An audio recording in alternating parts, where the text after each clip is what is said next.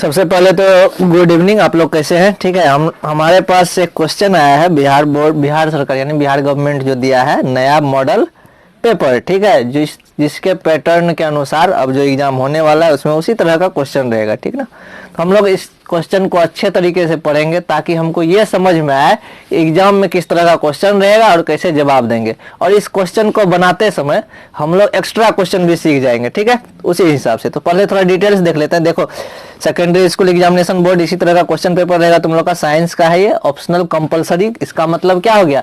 ऐच्छिक विषय compulsory. Compulsory का मतलब होता है ये रहता ही है। ठीक ना, इसको हम छांट नहीं सकते हैं। ठीक, कंपलसरी यानी लेना अनिवार्य है। अब देखो इसमें क्या रहेगा नया पैटर्न के हिसाब से। कुल प्रश्नों की संख्या कितनी रहेगी? 80 + 24 + 6। ठीक है, 3 तरह का प्रश्न रहता है। एक को बोलते हैं वस्तुनिष्ठ, जिसको ऑब्जेक्टिव बोलता है इंग्लिश में। दूसरा रहता है लघु उत्तरीय। ठीक है, 2 नंबर वाला सवाल। ठीक, और उसके बाद क्या रहता है? दीर्घ उत्तरीय यानी 6 नंबर वाला सवाल। ठीक है, तो क्वेश्चन समझ गए इसी तरह का रहेगा। इसीलिए 80 + 24 + 6 110 क्वेश्चन रहेंगे इस बार। चूंकि इसमें प्रैक्टिकल 20 नंबर का हो जाता है। ठीक है, तो 20 नंबर का प्रैक्टिकल तो मात्र 80 नंबर का बचा। तो 80 नंबर का बचा तो इसके लिए समय रहेगा 2 घंटा 45 मिनट। ठीक ना, अब 2 घंटा 45 मिनट तुमको लिखने के लिए नहीं मिलेगा। यहाँ पर तुमको 15 मिनट पहले क्वेश्चन दे दिया जाएगा। ठीक है, यानी 2 घंटा 30 मिनट ही तुमको समय दिया जाएगा इस 80 नंबर के क्वेश्चन को लिखने के लिए। ठीक है, अब थोड़ा सा इंस्ट्रक्शन देख लो। ठीक है, वीडियो अच्छा लगेगा तो पहले तो पूरा वीडियो देखना। ठीक ना, स्किप मत करना, पूरा का पूरा वीडियो देखना ताकि अच्छे से समझ में आए। कमेंट भी करना, शेयर करना और सब बच्चों में, ताकि और सबके पास मेरा वीडियो पहुंच सके। क्योंकि हम थोड़ा सा कुछ अलग करने वाले हैं। ठीक, इसमें कुछ इंस्ट्रक्शन पढ़ते हैं। देखो, पढ़ना चाहिए, जानकारी होना चाहिए क्वेश्चन में क्या क्या रहता है। पहला देखो, पहला पॉइंट क्या कह रहा है? परीक्षार्थी यथासंभव अपने ही शब्दों में उत्तर दें। ठीक है, तो इसका मतलब ये समझ जाओ, तुम रट के जो जा रहे हो ना उसको सेम टू सेम छापने की जरूरत नहीं। तुम जो समझ रहे हो समझ के ही लिखना है अपनी भाषा में। आंसर हमेशा क्या होना चाहिए? अपने भाषा में ही। इसीलिए पहला पॉइंट ही तुमको कह रहा है परीक्षार्थी यथासंभव जहां तक हो सके तुम अपने ही शब्द में आंसर दो। दूसरा चीज, दाहिने और दिए गए अंक का पूर्णांक निर्दिष्ट करते हैं। देख लो, दाहिने साइड ऊपर में दिया हुआ था ना 80 नंबर का एग्जाम है।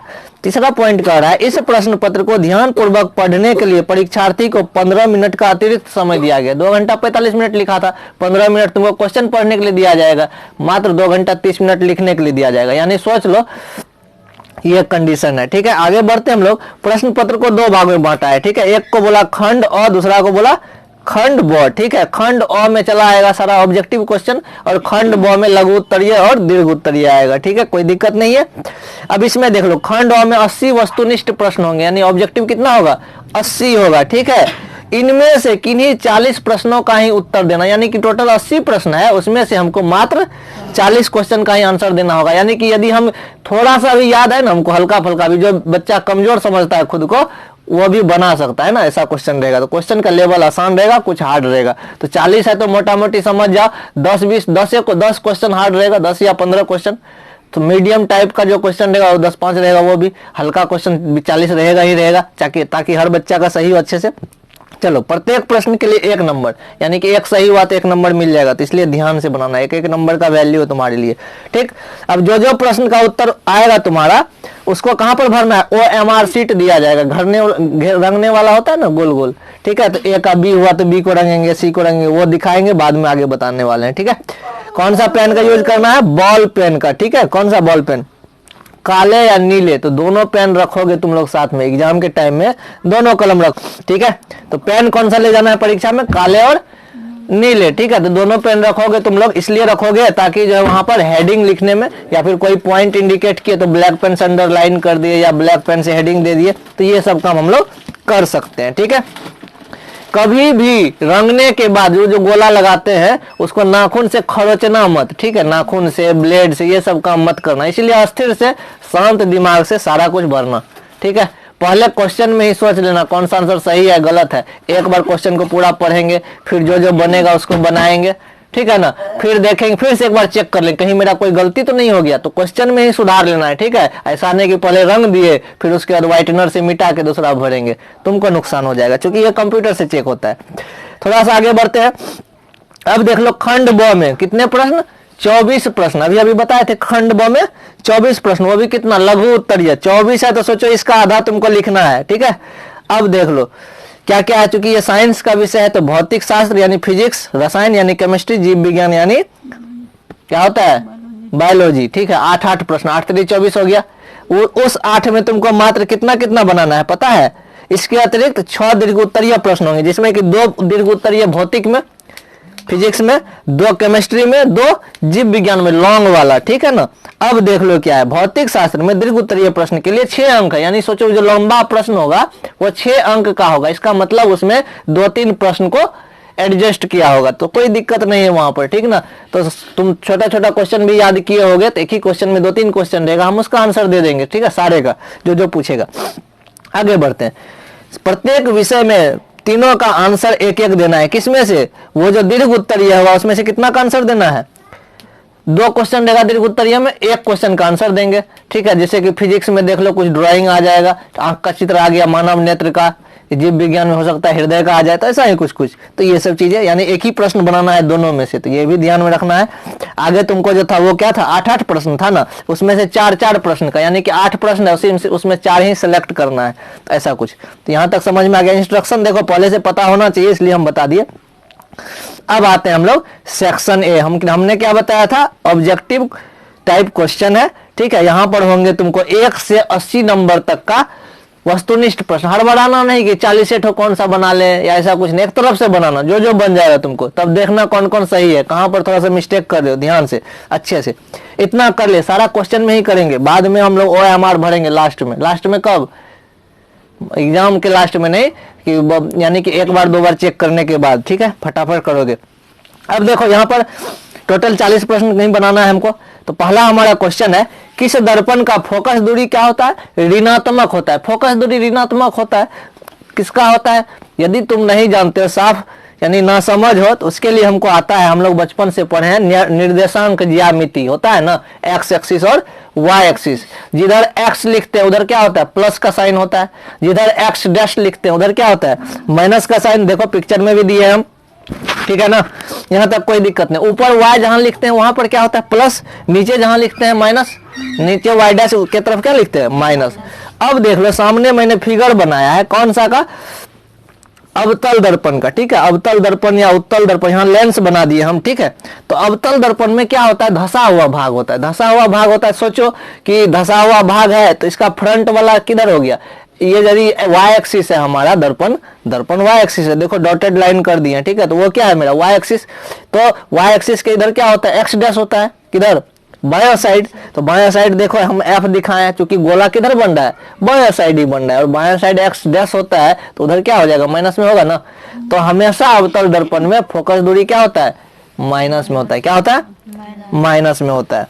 क्योंकि हमेशा हम लोग किधर लेते हैं, ये किधर से वस्तु रखते हैं, किधर से प्रकाश को लाते हैं, तो बाईं ओर से, तो उधर क्या हो जाएगा? फोकस दूरी मेरा माइनस में। तो इसलिए याद रखेंगे क्या चीज? अवतल दर्पण का फोकस क्या होता है? हमेशा माइनस में होता है। उत्तल दर्पण की बात करेंगे, उसका भी चित्र बना दिए हम, लेंस बना दिए गलती से, लेकिन देखो दर्पण के लिए हम डॉटेड लाइन भी कर दिए हैं। तो उत्तल दर्पण में क्या होता है? ये वाला चीज उभरा हुआ रहता है। उभरा हुआ रहता है तो गोला किधर बनेगा? दाहिने साइड की बाएं साइड? दाहिने साइड। दाहिने साइड हम लोग लिखते हैं एक्स एक्सिस, एक्स लिखते हैं, तो वहां पर उधर प्लस है। हमेशा उत्तल दर्पण में क्या होता है? फोकस प्लस में होता है, धनात्मक होता है। समझ में आया? प्रश्न यही पूछ रहा था कि किस दर्पण का फोकस दूरी ऋणात्मक होता है? तो अवतल दर्पण का फोकस दूरी ऋणात्मक होता है। क्यों? क्योंकि देख लो हमने यहाँ पर निर्देशांक ज्यामिति वाला फिगर बना दिया है, वहां से हमने बता दिया प्लस माइनस साइन किधर रहता है, और उत्तल दर्पण में धनात्मक होता है। क्या चीज? फोकस। ठीक है, फोकस दूरी और फोकस बिंदु जो भी बोलो वो धनात्मक होता है। आगे बढ़ते हैं। दूसरा नंबर क्वेश्चन है, बहुत ही आसान क्वेश्चन है, हम लोग पढ़े हुए हैं, बार बार सिद्ध भी किए इसको। दर्पण के फोकस दूरी, फोकस दूरी को हम लोग क्या बोलते हैं? स्मॉल f, यानी छोटा वाला f। ठीक है, वक्रता त्रिज्या क्या बोलते हैं? कैपिटल R बोलते हैं। ठीक है ना।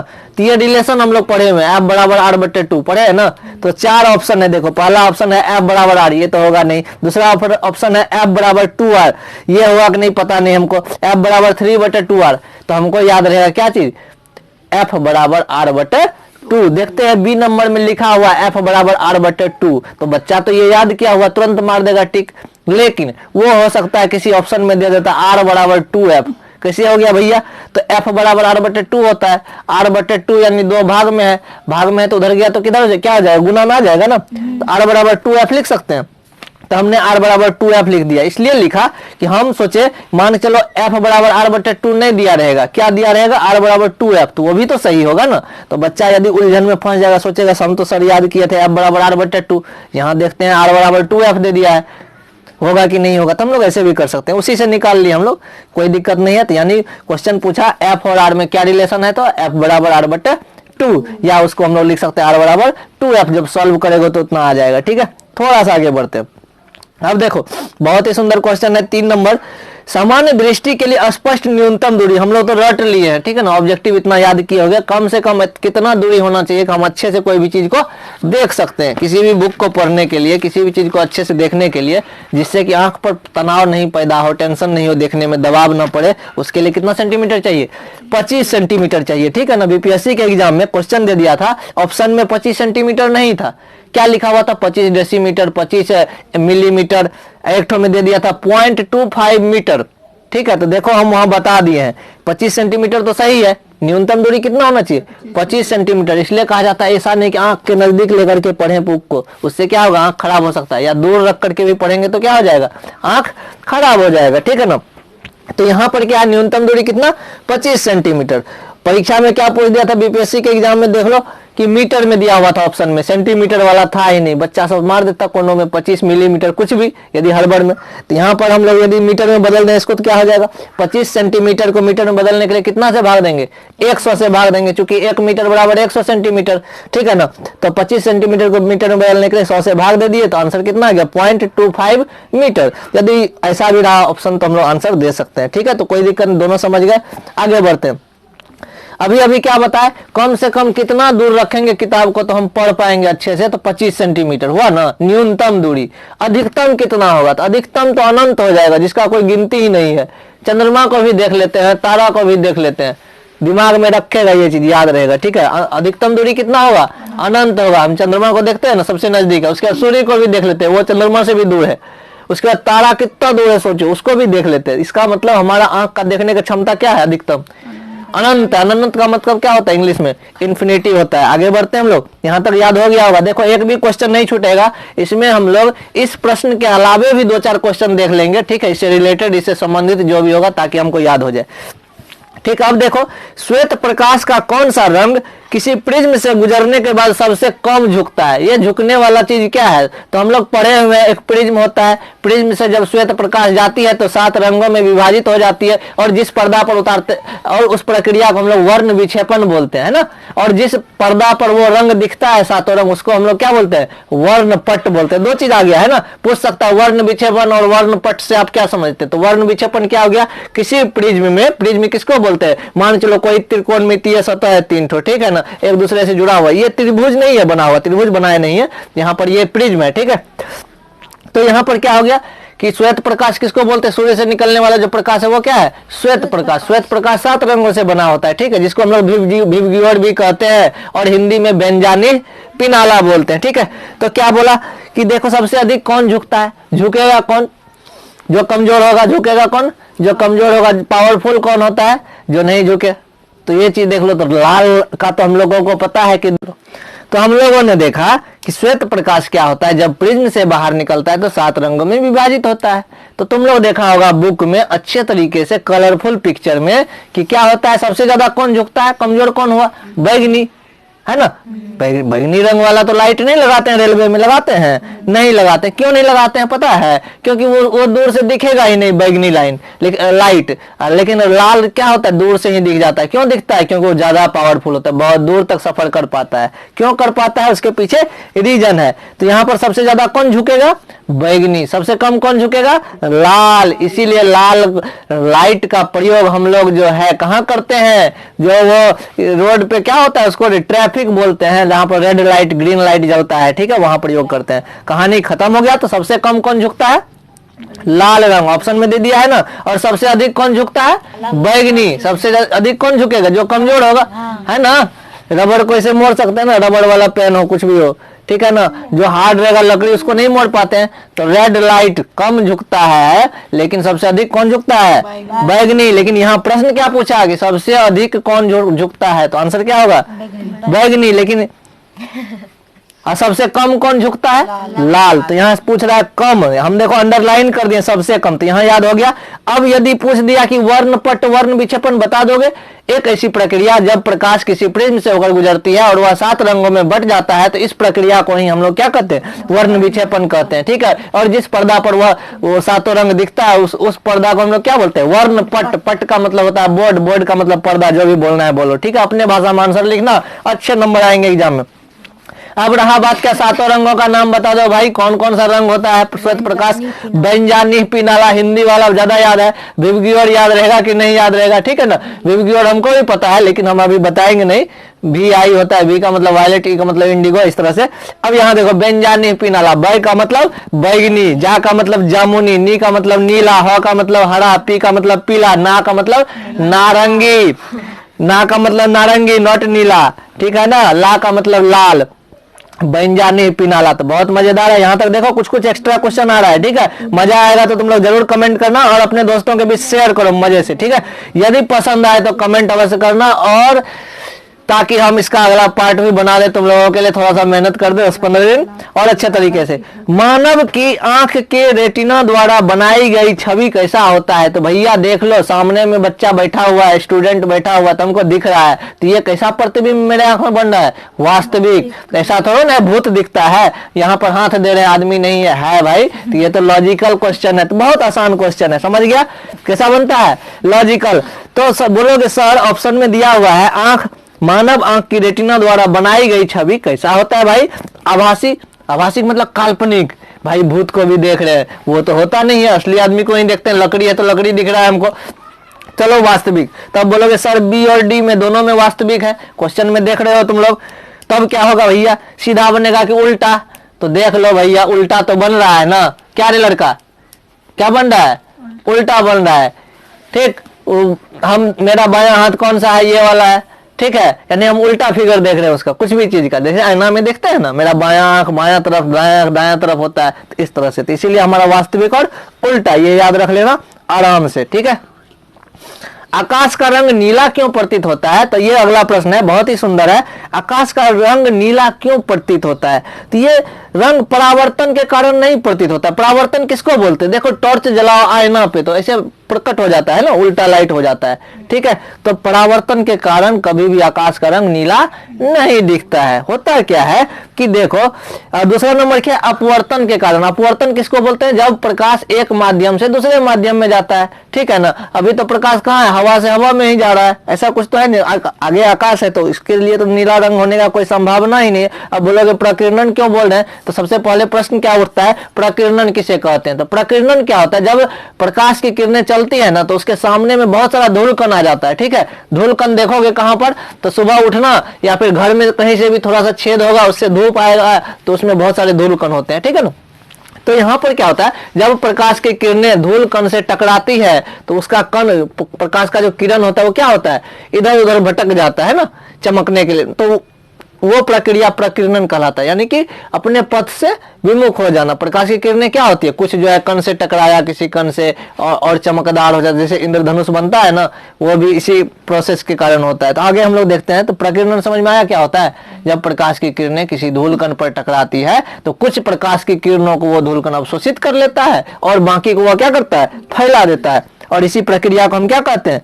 प्रकाश का प्रकीर्णन कहते हैं। कहानी खत्म। प्रकाश का परावर्तन किसे कहते हैं? हम लोगों को पता है। किसी चमकदार सतह, किसी परावर्तक सतह पर यदि प्रकाश की किरणें आती है, वह वापस लौट जाती है। जितना डिग्री का कोण बना करके वह आता है, उसी उतना ही कोण बनाकर वापस लौट जाता है, उसको क्या बोलते हैं? प्रकाश का परावर्तन। देखो ऐसा नहीं सोचना कि किताब में कुछ और लिखा हुआ है, सर कुछ और बोल रहे हैं, ठीक है।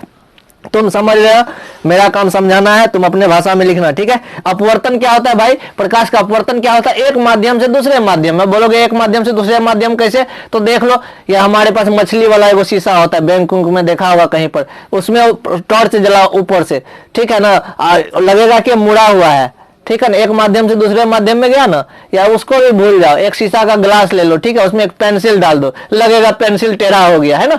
तो ये क्यों होता है? ये प्रकाश के अपवर्तन के कारण होता है। यदि तुम तो एक माध्यम से जब दूसरे माध्यम में जाता है, ठीक है ना, तो इसी चीज को हम लोग क्या बोलते हैं? प्रकाश का अपवर्तन। इसमें होता क्या है? प्रकाश का किरण अपने पथ से मुड़ जाता है, भटक जाता है, उसको क्या बोलते हैं हम लोग? प्रकाश का अपवर्तन। अब बोलोगे सर कलम तो प्रकाश का किरण नहीं था भाई, वस्तु था, लेकिन दिखा तो रहा है मुड़ा हुआ, तो वहां पर कुछ ना कुछ परिवर्तन हो रहा है, प्रकाश की किरण भी उसी तरह से मुड़ता होगा, ये हो गया प्रकाश का अपवर्तन। तो हम लोगों का प्रश्न क्या था? आकाश का रंग नीला क्यों दिखाई देता है? तो प्रकाश के प्रकीर्णन के कारण। यहां तक कोई दिक्कत नहीं है। आगे देखो 7 नंबर क्वेश्चन बहुत ही मजेदार है। किस दर्पण में वस्तु का प्रतिबिंब बड़ा दिखता है? किस दर्पण में बड़ा दिखता है भाई? तो बहुत ही आसान क्वेश्चन है। सोचता होगा कि देख लो, हम लोग जानते हैं नाई के यहाँ क्या लगता है? अवतल दर्पण। क्यों लगता है? ताकि चेहरा थोड़ा बड़ा दिखे, ताकि नाई को बाल काटने में आसानी हो, ठीक है ना। अब कहोगे सर समतल दर्पण में, तो समझ जाना कि किस दर्पण में वस्तु का प्रतिबिंब मतलब चेहरा बड़ा दिखे, ठीक है। क्वेश्चन क्या पूछ रहा है? वस्तु का प्रतिबिंब बड़ा दिखे, तो ऑप्शन नंबर ए में करा है समतल दर्पण। तो समझ जाना, घर में आईना में मुंह देखते हैं ना, समतल दर्पण होता है। जितना बड़ा मेरा मुंह होता है उतना बड़ा ही आईना में दिखता है, तो वो तो समतल दर्पण, उसमें बड़ा दिखता नहीं है, वो ऑप्शन खत्म। सी नंबर में चलते हैं, तो मोटरसाइकिल में रहता है उत्तल दर्पण, और देखते हैं ट्रक का भी फोटो दिख जाता है, पूरा ट्रक, मोटरसाइकिल, गाय भैंस बकरी जो पीछे रहता है सारा का फोटो आ जाता है, आता है ना आईना में। सोचो, तो उत्तल दर्पण में तो छोटा छोटा दिखता है, तो ट्रक कितना बड़ा, मोटरसाइकिल का आईना कितना छोटा, उसमें दिखेगा नहीं। तो ये भी ऑप्शन गया, तो अवतल दर्पण बच गया। याद रहेगा, नाई के यहाँ भी अवतल दर्पण का प्रयोग होता है, दांत के डॉक्टर के यहाँ भी अवतल दर्पण का प्रयोग किया जाता है। यदि पूछ दे अवतल दर्पण का प्रयोग कहाँ कहाँ किया जाता है, तो आंसर दे दोगे। और इस प्रश्न में क्या हो गया? किसी दर्पण से वस्तु का प्रतिबिंब बड़ा बनता है, किस दर्पण से? तो वो हो गया हमारा अवतल दर्पण। थोड़ा सा आगे बढ़ते हैं और देखो 8वां नंबर क्वेश्चन पूछ रहा है, भैया ये बात बताओ, निम्नलिखित में से कौन सा लेंस निकट दृष्टि दोष को ठीक करता है? निकट दृष्टि दोष किसे कहते हैं? अब परीक्षा में क्वेश्चन पूछ देगा, निकट दृष्टि दोष और दूर दृष्टि दोष में अंतर बताओ। जब पूछे ना निकट दृष्टि दोष, ठीक है, दोष का मतलब होता है प्रॉब्लम, है ना, कमी खामी जो भी बोलो, ठीक है। निकट दृष्टि दोष का मतलब ये हुआ कि नजदीक वाला चीज हम अच्छे से पढ़ लेते हैं, दूर वाला चीज पढ़ने में हमको दिक्कत होता है। समझ में आया कि नहीं आया? समझ में। निकट दृष्टि दोष में क्या होता है? नजदीक वाला बढ़िया से पढ़ते हैं, दूर वाला पढ़ने में प्रॉब्लम होता है, इसको बोलते हैं निकट दृष्टि दोष, ठीक है। उसके लिए भी चश्मा चाहिए हमको, ठीक ना। जब बोलेगा दूर दृष्टि दोष किसे कहते हैं, तो बोल देना जिसमें दूर वाला अच्छे से पढ़ पाए, ठीक है ना, अच्छे से दिखता हो हमको, लेकिन नजदीक में दिखने में परेशानी होता हो, ठीक है ना, उसको क्या कहते हैं? दूर दृष्टि दोष। अब एक चीज और बताते हैं, निकट दृष्टि दोष दूर दृष्टि दोष में अंतर। सोचो, निकट में जब पढ़ने में दिक्कत हो तो उसको बोलते हैं दूर दृष्टि दोष, और दूर में पढ़ने में दिक्कत हो तो उसको निकट दृष्टि दोष बोलते हैं। दो डेफिनेशन का पॉइंट मिल गया। नजदीक में पढ़ने में यदि प्रॉब्लम हो, दिखने में प्रॉब्लम हो, तो ये क्या हो गया? दूर दृष्टि दोष। दूर में पढ़ने में दिक्कत हो तो निकट दृष्टि दोष। दो पॉइंट आ गया मेरा। तीसरा पॉइंट क्या होगा? आखिर भैया ये चीज होता क्यों है? होता क्या? देखो, जब लेंस मोटा होगा, ठीक है ना, जब लेंस मोटा होगा तो क्या होगा? दूर वाला चीज क्लियर नहीं दिखेगा। जब दूर वाला नहीं दिखेगा तो कौन सा दोष? निकट दोष, निकट दृष्टि दोष, ठीक है। तो डेफिनेशन में ये भी लिख देंगे कि लेंस के मोटा हो जाने के कारण निकट दृष्टि दोष होता है, ठीक है। लेंस के पतला हो जाने के कारण दूर दृष्टि दोष होता है। अब कहोगे सर हमको याद कैसे रहेगा लेंस मोटा पतला? जब मोटा होगा तो वृत्त कितना छोटा बनेगा? छोटा बनेगा ना। हाथ को मोड़ के देखो तो छोटा बन जाएगा। जब पतला करेंगे तो क्या हो जाएगा?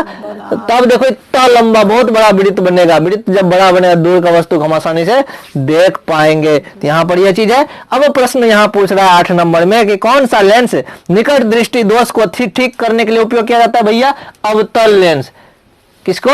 अवतल लेंस। अब दिमाग लगाओगे, याद कैसे रखेंगे? निकट दृष्टि दोष यानी दूर का नहीं दिखता है, अवतल लेंस में तो बड़ा करके दिखाता है, तो दूर वाला चीज हम बड़ा करके देख सकते हैं ना, तो याद रख लेंगे ऐसे, ठीक है। निकट दृष्टि दोष के लिए, दूर दृष्टि दोष के लिए कौन सा उपाय करेंगे? निकट वाला, उत्तल लेंस का। किसका? उत्तल लेंस का। तो याद रहेगा, निकट के लिए अवतल लेंस वाला चश्मा पहनेंगे और दूर दृष्टि के लिए उत्तल लेंस का, ठीक है। तो हम लोग यहाँ 8 नंबर देख लिए। यदि प्रॉब्लम हो समझने में तो कमेंट जरूर करना बाबू, ठीक ना। यदि कमेंट करोगे तो अगला वीडियो बनाएंगे, नहीं तो कोई बात नहीं, ठीक है, क्योंकि मेरे पास थोड़ा सा एग्जाम के कारण समय नहीं है। निम्नलिखित में से कौन सी उपकरण विद्युत धारा की उपस्थिति को दर्शाता है? सोचो, हमारे यहाँ कौन सा चीज लगा हुआ है? मीटर घर में लगा हुआ है, ठीक है ना। कैसे पता चलता है? वो तो बिजली बिल उठता है ना, उसमें क्या लगाते हैं हम लोग? तो विद्युत धारा की उपस्थिति को कौन दर्शाता है? गैल्वेनोमीटर। कौन सा? गैल्वेनो सॉरी, यहाँ पर कुछ और है, ठीक है ना। तो कौन सा मशीन ये बताता है कि बिजली है? वो कौन बताता है? गैल्वेनोमीटर। तो एकदम याद रखेंगे इसको, ये ऑप्शन सही है, एकदम रट लेना। क्योंकि देखो बिहार बोर्ड का क्वेश्चन है, मॉडल पेपर दिया हुआ, हो सकता है अधिकतर क्वेश्चन इसी से दे दे, सरकार भी बहुत कुछ सोच रही। तो हम लोगों ने क्या देखा कि विद्युत धारा की उपस्थिति को कौन दर्शाता है? तो गैल्वेनोमीटर। दूसरा ऑप्शन में है मोटर। ये मोटर क्या है भैया? मोटर जो पानी वाला मोटर होता है ना, उसमें क्या करते हैं? बिजली डालते हैं। बिजली डालते तब वह क्या करता है? मशीन नीचे से पानी को खींचता है, यानी पहले बिजली जाता है फिर मशीन चलना शुरू होता है ना, बिजली से मशीन चलता है। इसका मतलब क्या हो गया? विद्युत धारा को वह किस में बदलता है? यांत्रिक ऊर्जा में। किस चीज में? यांत्रिक ऊर्जा में। हो सकता है ये क्वेश्चन कहीं और पूछ दे इसी में, ठीक है। तो एक ऑप्शन ऐसे याद कर लिए हम लोग। तो यहाँ पर विद्युत धारा की उपस्थिति कौन दर्शाता है? तो गैल्वेनोमीटर, याद हो गया। अब दूसरा ऑप्शन में था मोटर, इसके बारे में थोड़ा सा जान लिए। विद्युत धारा को यह किसमें बदलता है? यांत्रिक ऊर्जा को। तीसरा ऑप्शन में देख लो जनरेटर है। ये जनरेटर शादी विवाह में लगता है, ठीक है ना। उसमें तेल डालते हैं, स्टार्ट करते हैं मशीन को, तब जाके बिजली निकलता है। इसका मतलब क्या हो गया? मशीन से बिजली बना। इसका मतलब क्या हो गया? यांत्रिक ऊर्जा को किसमें बदले? विद्युत ऊर्जा में। और चौथा ऑप्शन है वोल्ट मीटर। वोल्ट मीटर से किसको मापते हैं? विभवांतर को मापते हैं, ठीक है ना, विभव या विभवांतर को। तो कहानी खत्म हो गया। अब प्रश्न तुम्हारा क्या था? विद्युत धारा की उपस्थिति को गैल्वेनोमीटर दर्शाता है। अब देख लो अगला नंबर क्वेश्चन। दाएं हाथ के अंगूठे के नियम को किसने प्रतिपादित किया था? दायां हाथ का अंगूठा वाला नियम इस तरह से साइन रहता है, ठीक है। इसका फिगर अभी मिल जाएगा, 2 मिनट वेट करो। दाएं हाथ के अंगूठे के नियम को किसने प्रतिपादित किया? तो ये किया था मैक्सवेल। दायां हाथ कौन? मैक्सवेल। बायां हाथ कौन? फ्लेमिंग। बायां हाथ फ्लेमिंग। दायां हाथ का नियम कौन दिया था? मैक्सवेल। और बायां हाथ का नियम कौन दिया था? फ्लेमिंग। तो याद रखेंगे। तो दाएं हाथ के अंगूठे का नियम कौन दिया था? मैक्सवेल ने। बी नंबर ऑप्शन में दे दिया फ्लेमिंग, क्योंकि बच्चा तो दोनों पढ़ा हुआ है, दायां हाथ का जो है मैक्सवेल और बायां हाथ का फ्लेमिंग। तो बच्चा कंफ्यूजन में पड़ेगा, आंसर गलत कर देगा। तो हम लोग याद रखेंगे फ्लेमिंग बाएं हाथ के लिए, है ना। एक तो फ्लेमिंग नाम का कोई न्यूजीलैंड का खिलाड़ी भी था, ठीक है, लेफ्टी खेलता था। तो ऐसे कुछ ट्रिक मार लेना तुम लोग, ठीक ना। तो दाएं हाथ के अंगूठे का नियम दिया था मैक्सवेल, बाएं हाथ के अंगूठे का नियम कौन दिया था? फ्लेमिंग ने, ठीक है। तो दोनों के बारे में मैंने बता दिया, इसका आंसर होगा फ्लेमिंग, ठीक है। किसका? बाएं हाथ का। और दाएं हाथ का क्या होगा? मैक्सवेल, ठीक है। आगे बढ़ते हैं हम लोग। विभवांतर का एसआई मात्रक, क्वेश्चन नंबर 11। विभवांतर का एसआई मात्रक क्या होता है? विभवांतर का एसआई मात्रक वोल्ट होता है। विभवांतर का एसआई मात्रक अभी तुरंत बताए थे, वोल्ट मीटर से नापते हैं, और वोल्ट हो गया उसका यूनिट, इकाई। एसआई मात्रक क्या बोलते हैं? जैसे कि लंबाई को मापने के लिए मीटर का उपयोग करते हैं, उसी तरह से विभवांतर को मापने के लिए किस चीज का उपयोग करते हैं? वोल्ट का उपयोग करते हैं। तो हमारा आंसर क्या हो जाएगा 11 नंबर का? विभवांतर का एसआई मात्रक वोल्ट होगा। देखो मेरा पढ़ाने का मकसद यही है कि ताकि तुम लोगों को याद हो जाए, ठीक है। बी नंबर ऑप्शन में ओम लिखा हुआ है। ओम किसका मात्रक होता है? ओम होता है प्रतिरोध का, आर का, ठीक है। आर का मात्रक होता है क्या चीज? ओम। ओम कैसे लिखते हैं वो भी दिखा दिए हम। देख लो सी नंबर में एम्पियर है, जानबूझ करके सब मात्रक देता है ताकि बच्चा सोचे कौन सा था, नहीं था, पता नहीं। तो विभवांतर का तो वोल्ट हो ही गया, वी से विभवांतर होता है, उसके बाद क्या? वोल्ट हो गया। ओम हो गया प्रतिरोध का एसआई मात्रक। एम्पियर किसका? विद्युत धारा को मापने के लिए मापते हैं ना भैया। 1 यूनिट उठा, 2 यूनिट उठा बिजली, तो किससे मापते हैं?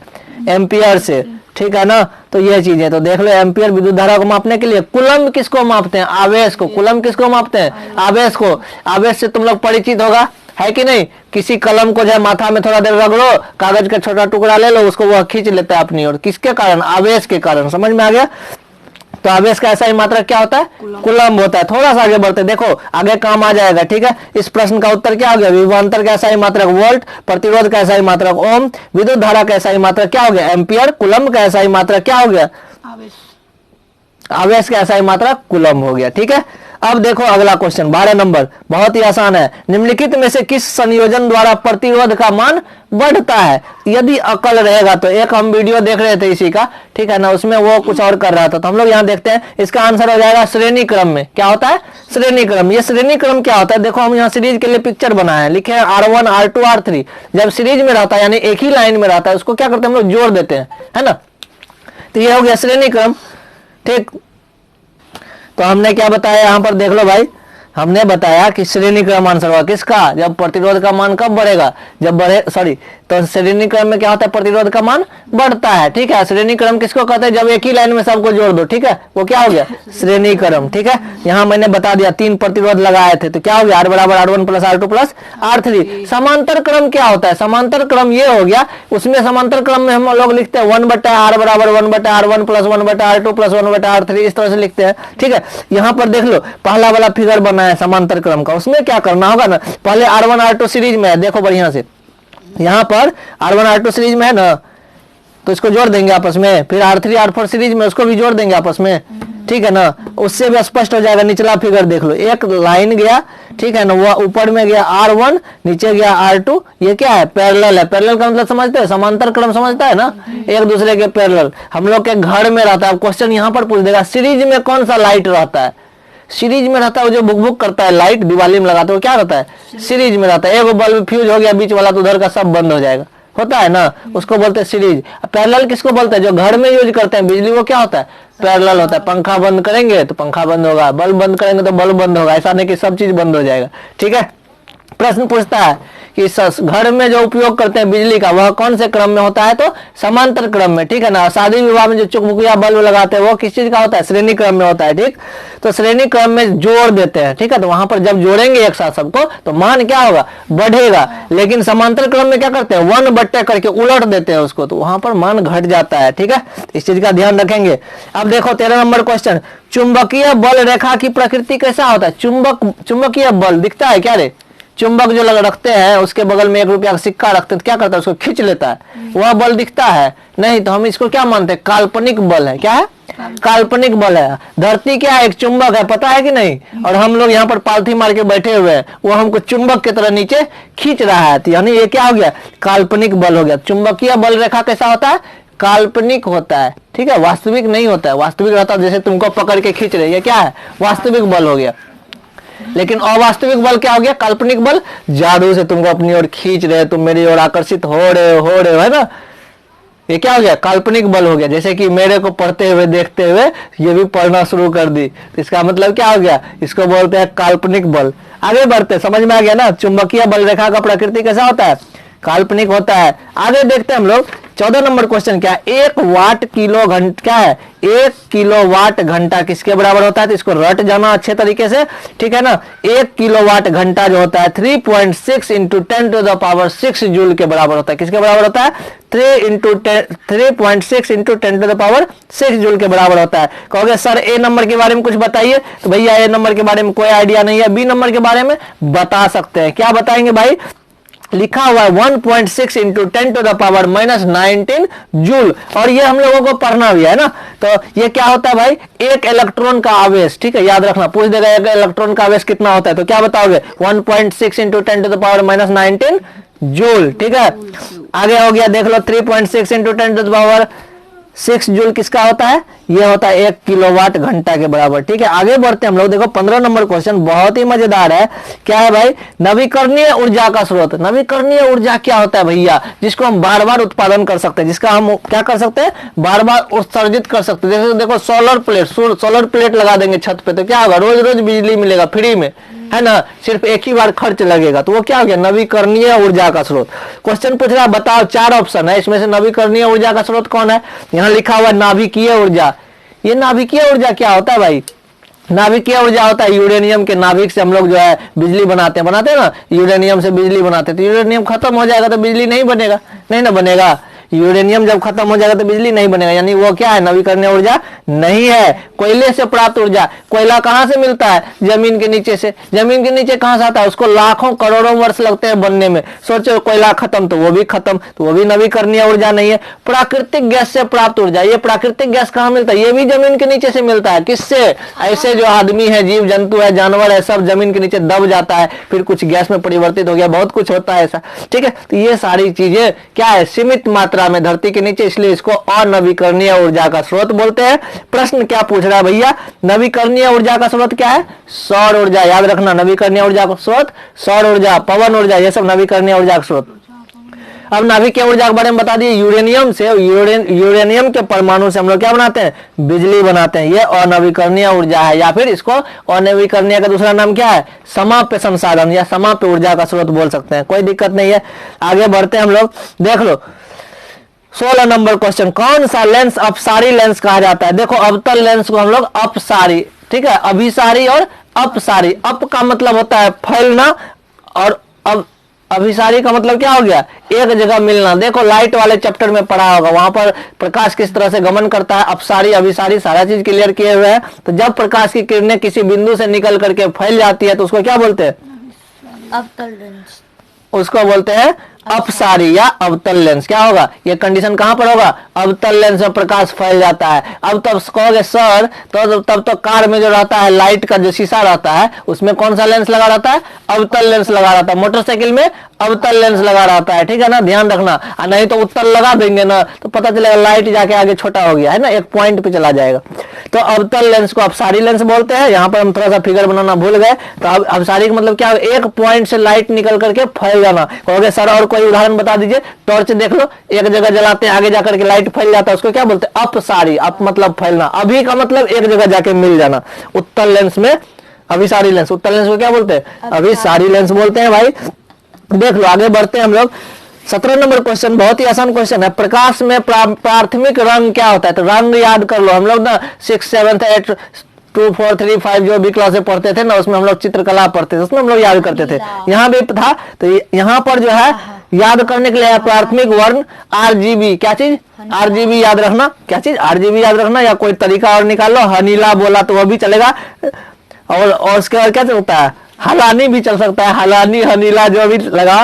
प्राथमिक वर्ण होता है RGB, R का मतलब रेड, G का मतलब ग्रीन, B का मतलब ब्लू होता है, ठीक है ना। इसको बोलते हैं हम लोग प्राथमिक रंग। ध्यान रखना, इसमें तीनों ऑप्शन सही है, लाल भी सही है, नीला भी सही है, हरा भी सही है। इसका मतलब बेवकूफ की तरह ऐसा नहीं कि A को भी रंग देना, B को भी रंग देना, C को भी नहीं, ऐसा गलती कभी नहीं करना, क्योंकि चौथा नंबर में लिखा हुआ है उपरोक्त सभी, यानी सारे आंसर सही है। समझ में आ गया होगा। आगे बढ़ते हैं हम लोग, 18 नंबर क्वेश्चन, निम्नलिखित में से कौन सा नेत्र का रंगीन भाग होता है। नेत्र का, आंख का कौन सा भाग रंगीन होता है। देखता होगा आंख कलरफुल लगता है ना, किसी का नीलापन, किसी का ललहन कलर, ये जो काला कलर डिम्ब होता है जिसको हम लोग कॉर्निया बोलते हैं, वहां पर कुछ कलर चेंज होता है सब आदमी का, वो किसका होता है, उसको बोलते हैं आइरिस। क्या बोलते हैं, आइरिस। तो नेत्र का कौन सा भाग जो होता है रंगीन होता है, आइरिस। याद रखना, रंगीन भाग आइरिस, रंगीन भाग आइरिस, याद रखो एकदम। नंबर 1 ऑप्शन में क्या कह रहा है, कॉर्निया। ये भाई कॉर्निया क्या होता है, देखो आंख का अगला भाग उभरा हुआ, उभरा का मतलब समझता है, थोड़ा सा उठा हुआ, उसको हम लोग कॉर्निया बोलते हैं। रेटिना क्या बोलते हैं, पर्दा जो होता है ना आंख का, उसको क्या बोलते हैं, रेटिना। उसी पर्दा पे तो तुम लोग का फोटो बन रहा है, तब ये लड़का दिख रहा है, ये भी दिख रहा है, दोनों तीनों चारों पांचों दिख रहे हो, ठीक है। तो आंख का जो पर्दा होता है उसको क्या बोलते हैं, रेटिना बोलते हैं, ठीक है। कोशिका प्रकाश तब कैसे दिखते हैं भाई, तो प्रकाश जाता है ना किसमें, रेटिना में। क्या होता है, बहुत सारी कोशिकाएं होती है। क्या होती है, बहुत सारे कोशिकाएं होती है। उस कोशिका को होते हुए, यानी उस कोशिका से होते हुए क्या होता है, प्रकाश रेटिना पर जाता है, ठीक है ना। उसके बाद हम लोगों को प्रतिबिंब दिखाई देता है। अगला क्वेश्चन बहुत ही आसान है, 1 HP किसके बराबर होता है, 746 वाट। HP का मतलब क्या होता है भैया, ये HP लैपटॉप नहीं है, ये HP है हॉर्स पावर। क्या बोलते हैं, हॉर्स पावर। हॉर्स का मतलब घोड़ा होता है, पावर का मतलब शक्ति होता है। एक हॉर्स पावर बराबर कितना होता है, 746 वाट होता है। इसको याद रख लेना एकदम कंठस्थ, क्वेश्चन एक भी भूलने वाला नहीं है, ठीक है ना। अब देखो आगे, तो हम लोगों ने देखा विशालक शीशा मैग्नीफाइंग ग्लास जो होता है किस लेंस का बना हुआ होता है, उत्तल लेंस का, ठीक है, उत्तल लेंस का। और बताते हैं उत्तल लेंस में क्या होता है, प्रकाश को एक जगह ले आता है, यानी अभिसारित कर देता है ना। अब कहोगे सर कैसे पता करें, कैसे विशालक शीशा या मैग्नीफाइंग ग्लास में कैसे ऐसा होता है, तो प्रकाश बॉक्स में एक देता है तुमको, ग्लास देता है ना, देता है कि नहीं। उसको जब धूप में रखोगे तो कागज पे जो है ना एक पॉइंट बन जाएगा और वहां पर जल जाएगा, ठीक है। तो मैग्नीफाइंग ग्लास इंग्लिश वाला याद रहेगा, विशालक शीशा, ये होता है उत्तल लेंस लगा हुआ। आगे थोड़ा सा बढ़ते हैं, क्वेश्चन कह रहा है कि जब किसी चालक के तार से विद्युत धारा प्रवाहित होती है तो कौन सा कण गतिशील होता है। जैसे कि मान चलो मेरे हाथ में एक तार है, ठीक है ना, इसमें लाइन जोड़ेंगे तो लाइन जाएगा ना इस पार से उस पार, ठीक है। तो इसमें जाता कौन है, बिजली जाता है। क्या चीज जाता है, इसमें जाता है इलेक्ट्रॉन। क्या जाता है, इलेक्ट्रॉन। कौन जाता है एक जगह से दूसरे जगह, वायर में, चालक में इलेक्ट्रॉन। इलेक्ट्रॉन ही मूव करता है, ठीक है। तो यहाँ पर देखो ऑप्शन में 2-3 चीजें हैं, ठीक ना। क्या क्या चीज है? परमाणु है। तो जब किसी चालक के तार में विद्युत धारा प्रवाहित होता है तो गतिशील कण कौन होता है? इलेक्ट्रॉन, ठीक है ना। तो अब देखो यहाँ पर पहला ऑप्शन में है परमाणु, ठीक ना। परमाणु में क्या होता है? परमाणु के बारे में थोड़ा सा बताते हैं। परमाणु में 3 कण होते हैं। किसी भी परमाणु में कितने कण होते हैं? 3 कण। इलेक्ट्रॉन, प्रोटॉन और न्यूट्रॉन होते हैं। इलेक्ट्रॉन निगेटिव होता है, ठीक है, इलेक्ट्रॉन निगेटिव होता है, प्रोटॉन पॉजिटिव होता है और न्यूट्रॉन पर कोई चार्ज नहीं होता है, ठीक है ना। तो इन चीजों का ध्यान रखेंगे। आगे बढ़ते हैं। देखो दूसरा नंबर में प्रोटॉन, बता दिए पॉजिटिव चार्ज होता है। ये प्रोटॉन कहाँ पाया जाता है? इलेक्ट्रॉन, प्रोटॉन और न्यूट्रॉन, ये तीनों परमाणु में होता है, ठीक ना। परमाणु का जो नाभिक होता है उसमें 2 चीज पाया जाता है, एक न्यूट्रॉन और दूसरा प्रोटॉन, ठीक है। चलो अब तीसरा आयन क्या होता है? आयन का 2 प्रकार होता है, धनायन और ऋणायन, ठीक है। धनायन किसको बोलते हैं? जो त्याग करता है उसको क्या बोलते हैं? धनायन। यदि हम किसी को कर्ज दे देते हैं तो हम क्या हो गए? धनायन हो गए, है ना। और उसके सीधी सी बात है, जिसके पास पैसा होगा वही ना दूसरे को देगा, तो धनायन। और जो दूसरे से कर्जा लेता है वो क्या हो गया? ऋणायन, ठीक है ना। तो इलेक्ट्रॉन ग्रहण करना ऋणायन, धनायन हो गया। इलेक्ट्रॉन का त्याग करना धनायन बोलते हैं, ठीक है, पॉजिटिव एंड निगेटिव। और लास्ट में मेरा जो आंसर होगा कि गतिशील कण कौन सा है? तो इलेक्ट्रॉन है। यानी इसका मतलब ये हुआ कि प्रोटॉन और न्यूट्रॉन गति नहीं करता है, ठीक है ना। समझ में आ गया ना। तो इसका आंसर हो जाएगा गतिशील कण कौन सा है? इलेक्ट्रॉन है। थोड़ा सा आगे बढ़ते हैं। एम्पियर घंटा किसका मात्रक है? तो आवेश का। किसका मात्रक है? आवेश का। अभी अभी तो बोलोगे कि अभी अभी तो पढ़े थे हम लोग, आवेश का मात्रक कूलम्ब होता है। तो आवेश का मात्रक कूलम्ब भी होता है और एम्पियर घंटा भी होता है। क्या होता है? एम्पियर घंटा। तो हमने यहाँ दोनों लिख दिया, आवेश का मात्रक एम्पियर घंटा या कूलम्ब, ठीक है। जो जो दोनों रहेगा दोनों लिख देना, जो भी रहेगा, ठीक है, कोई दिक्कत नहीं। शक्ति का ऐसा ही मात्रक क्या होता है? शक्ति का ऐसा ही मात्रक वाट होता है। हो सकता है परीक्षा में वाट ही शक्ति ही पूछ दे। शक्ति का ऐसा ही मात्रक वाट होता है। आवेश का ऐसा ही मात्रक एम्पियर घंटा या कूलम होता है, ठीक है। थोड़ा सा आगे बढ़ते हैं। ऊर्जा का सही मात्रक क्या होता है? जूल होता है ना। क्या होता है? जूल होता है। जैसे कहा जाता है कि जो लड़का को है जो किशोरावस्था आने के बाद यानी 12 साल से ऊपर उम्र हो जाए तो 1800 जूल जो है ऊर्जा की जरूरत पड़ती है रोज, और लड़कियों को जो है 2400 कैलोरी ऊर्जा की जरूरत पड़ती है। लड़की को थोड़ा ज्यादा एनर्जी चाहिए। तो ये चीज है। तो ऊर्जा का मात्रा क्या होता है? जूल होता है। तो यहाँ पर कहानी खत्म हो गया कि यानी कि एम्पियर घंटा किसका है? आवेश का। एम्पियर घंटा आवेश, आवेश का दूसरा क्या हो गया? कूलम भी होता है। शक्ति का ऐसा ही मात्रक वाट होता है। उसके बाद आगे बढ़े, ऊर्जा का ऐसा ही मात्रक जूल होता है। यहाँ तक कोई दिक्कत नहीं है। अगला प्रश्न है हमारा, निम्नलिखित में से कौन सा मात्रक वाट के बराबर होता है? ठीक है, जैसे जैसे अभी देखे थे आवेश का ऐसा ही मात्रक एम्पियर घंटा भी होता है, कूलम भी होता है, उसी तरह से कौन सा मात्रक वाट के बराबर होता है? वाट किसका मात्रक होता है? शक्ति का। शक्ति किसको बोलते हैं? पावर को, ठीक है ना। तो पावर का ऐसा ही मात्रक वाट होता है, लेकिन उसके बाद जो है क्या है, इसको जूल प्रति सेकेंड भी बोलते हैं। क्या बोलते हैं? जूल प्रति सेकेंड भी। तो वाट किसके बराबर है? जूल प्रति सेकेंड। प्रति सेकेंड का मतलब क्या हो गया? वो बटे में है। किस चीज में है? बटे में है। जे बटे एस लिखा हुआ है ना, जूल प्रति सेकेंड। आगे बढ़ते हैं हम लोग। विद्युत धारा का ऐसा ही मात्रक क्या होता है? इसको हम लोग अभी पिछले क्वेश्चन में पढ़ चुके हैं। विद्युत धारा का ऐसा ही मात्रक, यानी विद्युत धारा को जो मापते हैं एम्पियर में मापते हैं, लंबाई को मीटर में मापते हैं, उसी तरह से विद्युत धारा को एम्पियर में मापते हैं, ठीक है। वोल्ट से किसको मापते हैं? विद्युत विभव को। किस चीज को? विद्युत विभव को या विभवांतर को, ठीक ना। इसका मात्रक क्या होता है? वोल्ट होता है, ठीक। वाट से किसको मापते हैं? शक्ति को। और वाट का दूसरा रूप क्या था? जूल प्रति सेकेंड। अभी अभी देखे थे पिछले क्वेश्चन में।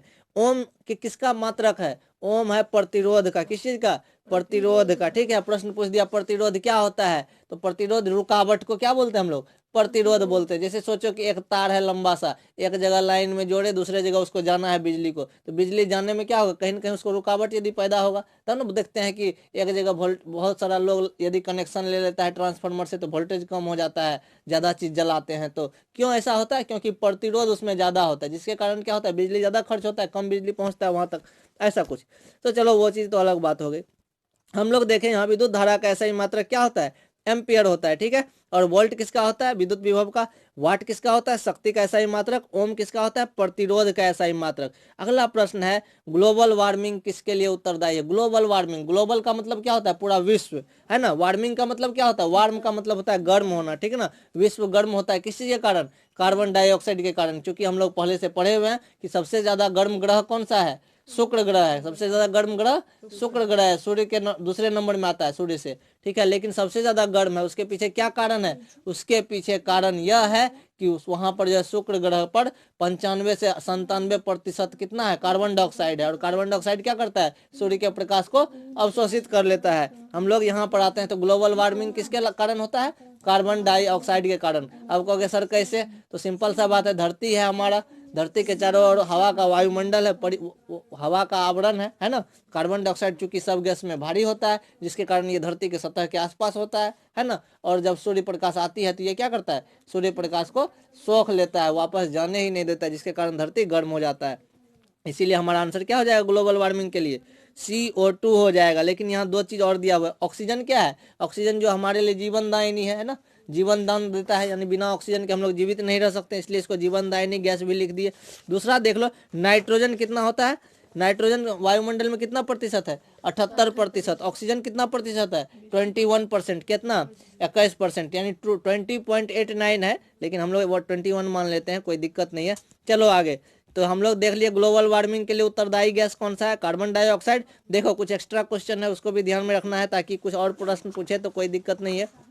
अब है शरीर में भोजन का पचना, ठीक है। शरीर में भोजन का पचना किसके मदद से? ऑक्सीजन के मदद से। यदि हम लोग सांस न ले, यदि हम लोग ऑक्सीजन नहीं ले तो क्या होगा? शरीर में भोजन नहीं पचेगा। इसीलिए जब सांस लेते हैं यानी ऑक्सीजन लेते हैं, जब ऑक्सीजन किसी अभिक्रिया में मिलता है तो उसको क्या बोलते हैं? ऑक्सीकरण बोलते हैं, ठीक है। ऑक्सीकरण को ही दूसरी भाषा में हम लोग उपचयन बोलते हैं। ऑक्सीकरण को क्या बोलते हैं? उपचयन। और ऑक्सीकरण का इंग्लिश में ऑक्सीडेशन होता है, देख लो यहाँ दिया हुआ भी है।